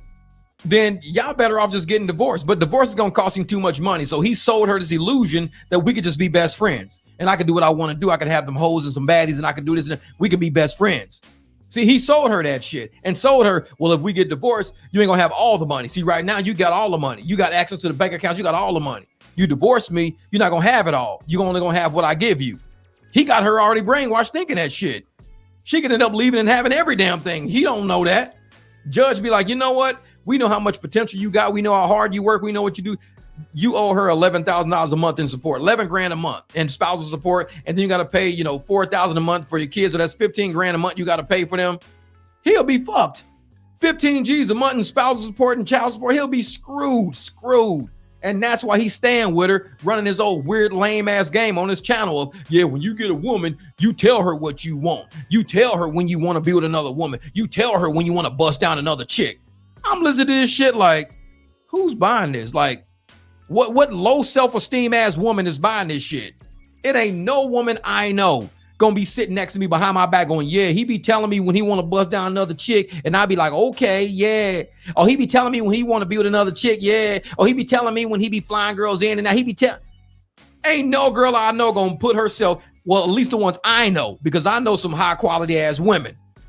I'm not gonna be with some woman like that hanging over my shoulder going, yeah, he do what he want to do, yeah. When he want to buzz down a chick, yeah. He be buying braces for these girls, yeah. Man, they be like, Jeff, where'd you find this low self-esteem ass girl at? She really letting you do all of this shit? It was like, yeah, because I'm the man. No, you not. You're a simp, dude. It's like, what? A man is happy with his decision in the wife. A man is content with his decision in the wife. If that is not going to be your wife, you need to man up, sit down and have the decision. Listen, we need to split. You get you a place. I get me a place. We're going to get divorced. I'm going to pay you support. We're going to take care of the child. We're going to have a plan. That's what a man does. Keep it 100. Keep it real. Don't play no damn games. She's making an attempt to get out, though. I will give her that. If she's making an attempt, I don't know. Yeah, yeah, that's not the flex he thinks it is. It's like people look at him like he's fucking weird. Like, bro, you weird. And the thing is, this is the sad part. He think his life is he's peaking right now. He's at the peak of where he's ever gonna be right now. That's what in his mind. And I think a lot of people know this is where he's at. He ain't going no higher. If he ends up divorcing Rita, the only way he can go, another woman won't tolerate it. Because he's already showed his personality online. He's already shown that he don't respect even somebody who he's been with for 20-something years. He's already shown it. So when Mika sat there and told him, I couldn't be with you even if I met you before because you're just too toxic. She was telling him right there to his face, you're damaged goods, bro. You are damaged goods. You fly me in town and out of town. You done bought me bracelets. You're doing whatever I want you to do. You get my hair done, my nails done. You get me a shampoo and conditioner. You do whatever I tell you what to do just so you can take a look at my ass. You toxic. You damaged. I wouldn't be with you. And that shit hurt his feelings. That hurt his feelings because he sat there on a live stream like, I'm doing everything I can do with you. I could be doing this for another bitch. And she probably like, well, do it. Because I wouldn't want to be with you like that. No, do it. You can't even respect your wife. And you asking another woman on a live stream with other people around in a public setting if I would be with you in a relationship, if we would have met sooner. And you're married right now. There's no woman I can even see myself with that would allow me to sit there on a live stream and ask some other woman who I'm flying over the country if she would be with me in a relationship if I'd have met her sooner. Basically saying, if I wasn't with this motherfucker right here, could it be us? If I wasn't with this motherfucker, couldn't it? Because I can make this end. If you tell me, if you give me that green light, I can make this motherfucker go away. That's basically what he was saying. And I'm sitting there like, and I'm glad Mika answered the way she did. I'm glad she says, no, because you toxic. Hell no. Because what dude in his right mind with the woman at home, with the daughter, is going to sit there and ask some other woman who's married to some other man, you think we would be in a relationship if it was just me and you? If I didn't have this shit going on right here? She should have been like, first off, you're a man with kids already. I wouldn't be with a man that's already got kids. She used to say that shit and fuck him up because that's what he be saying. Don't be with a woman that already got kids already. I'm like, and this is what cracks me up. So let's say you get with somebody, a parent. You get men, this is for y'all too. We're gonna make this both ways. You get with somebody who already has a child already. You're with this kid through 8th grade, 9th grade to 11th or 12th grade. Kid goes into college. She becomes a volleyball star. So the kid is now a volleyball star in college. The dad ain't never been around, or the mom ain't never been around. The step parent has always been there, this and that, blah, blah, blah. And she gets an NIL deal with volleyballs for $2.6 million. This little kid that you helped raise for the last 8 years of her life gets a contract, $2.5 million. And the first thing her parent that wasn't there does is contact, hey, congratulations. I saw you got the contract. That was great. You got the contract. You wasn't around, Dad. You wasn't around, Mom. What the hell? She gonna take care of the step parent. The one that was actually there. The one that everybody told, don't be with nobody with kids. Kids are a burden. Kids ain't got nothing to do. Don't worry about no kids. So she done got a $2.5 million contract. So she's now, I'm gonna make your life easier because you gave up your life and gave up your independence to help raise me, to help my mom raise me, to help my dad. Guess what? I'm going to take care of you too. She ends up getting her law degree. She becomes an attorney. She starts her own law firm. The people who was there for that kid, whether it be coaches, whether it be pastors, whether it be step parents, are the ones who are going to benefit from that child being raised right. The only people I believe who are scared to get with somebody who already has kids are worthless ass adults that don't believe in themselves to be able to raise that kid right. I have no problem with kids. I was a coach. I have no problem with kids. There's not a kid I probably can't raise. So if I met a woman and she had kids already, I could be like a coach. Sit down, help you with homework, show you how to cook, how to make candy, how to do business, how to work on cars, because that's what I do. Hey, stop. Because that's what I do. So if somebody tells you, I don't want to be with somebody with kids, I don't want to give up my life for somebody else who already have kids, that person is scared to fail already. See, with your own kid, you could be a failure and say, well, it wasn't me. It was just But when you become a step parent, you're assuming a role to say, you know what? I believe I can help. I think I can help. Let me see what I can do. I think I can help. A lot of people don't have that surety in themselves. They're just scared. Well, I want to be with you, but you already got a kid. What's the kid got to do with me? A kid is just extra. That's it. A kid is just extra. She can help us with errands, chores. Once she gets 16, she can drive, so you don't got to keep going to the fucking store. She'll drive to the store and get what we need. A kid is an extra hand to help around here. Back in the old days, having kids was a great thing because the more kids you had, the more people you had helping you with the farm. The more kids you had, the more chances you had help. I mean, people had step kids back then. People had farmers' kids back. I mean, everybody was loving to have it because it was just more help. That's it. Now people looking, kids are a burden all of a sudden. What? Wait a minute. Kids are a burden all of a sudden? Kids are a burden for weak people. That's it. If you're a weak person and you don't think you can handle it, I mean, there's no other way to say it other than, well, if she got kids already, I can't deal with her. You never met her kids. You don't know shit about her. You don't know nothing about her kids. Her kids might be the best thing since sliced bread. She might got a young science wizard. I used to take my son to science fairs when he was little. She might have a young science wizard that might get $100,000 grant from Tesla. You don't know shit about that kid. You just roused up and, oh, she got kids. I can't deal with no kids. Can't deal with no kids. This motherfucker might be making fusion generators in the garage. You won't even know because you won't even get a kid a chance. Now you find out in 3 years from now, the girl who you said no to, kid is actually on CNN or something like that because he created some kind of fusion generator because he got a grant from Tesla. And you're like, oh man, I almost dated that girl, man. Almost ain't good enough.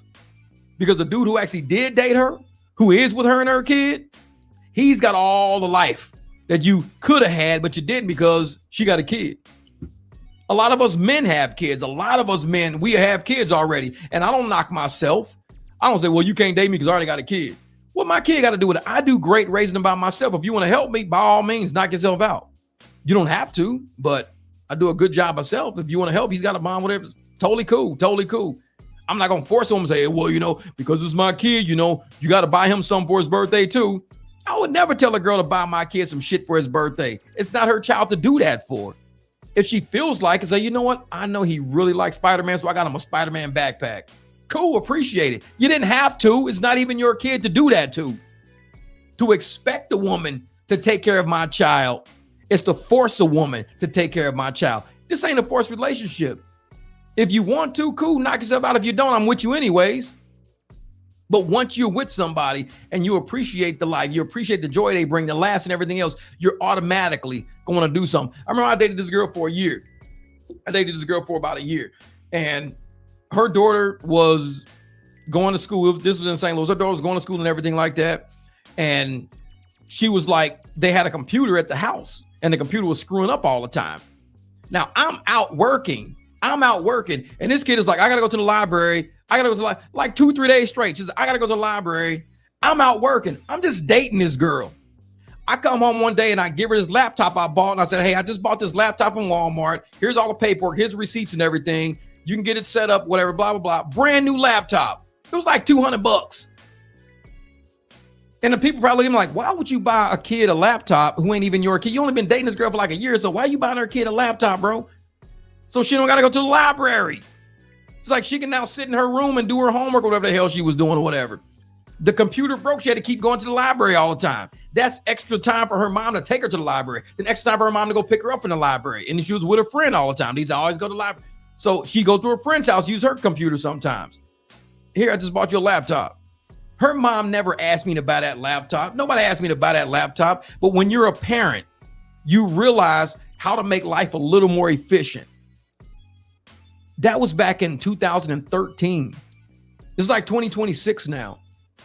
Not only have I not missed the money, I don't miss the money at all. I really don't. I mean, it's $200 and I never asked for it back. I mean, I done bought so many cars since then. I done bought motorcycles since then. I done bought a house since then.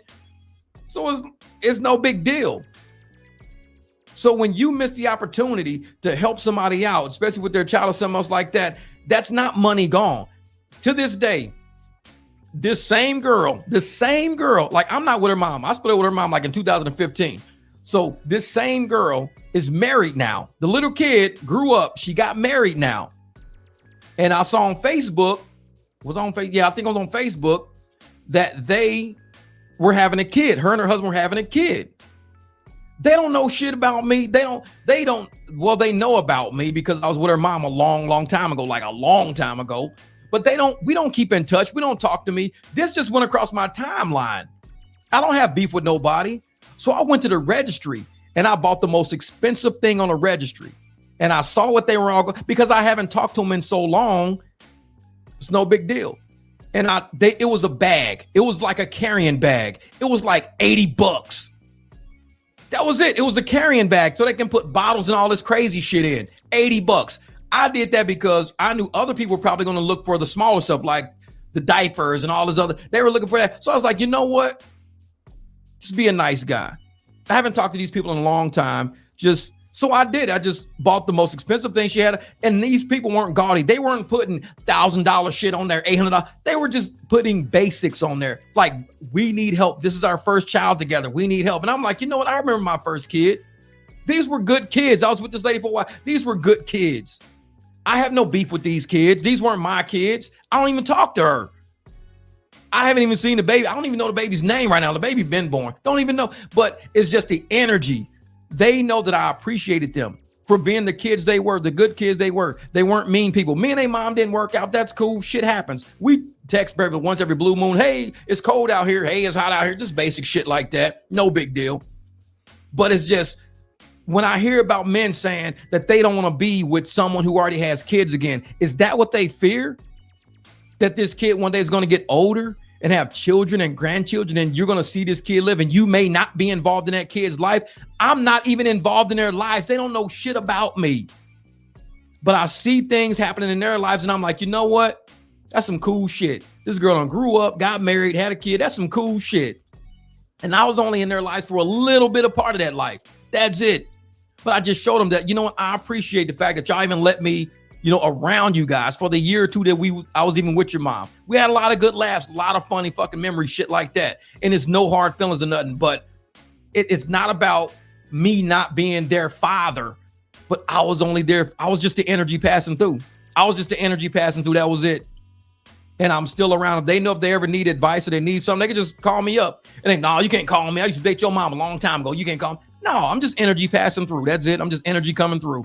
If you need something, hit me up. We'll chat.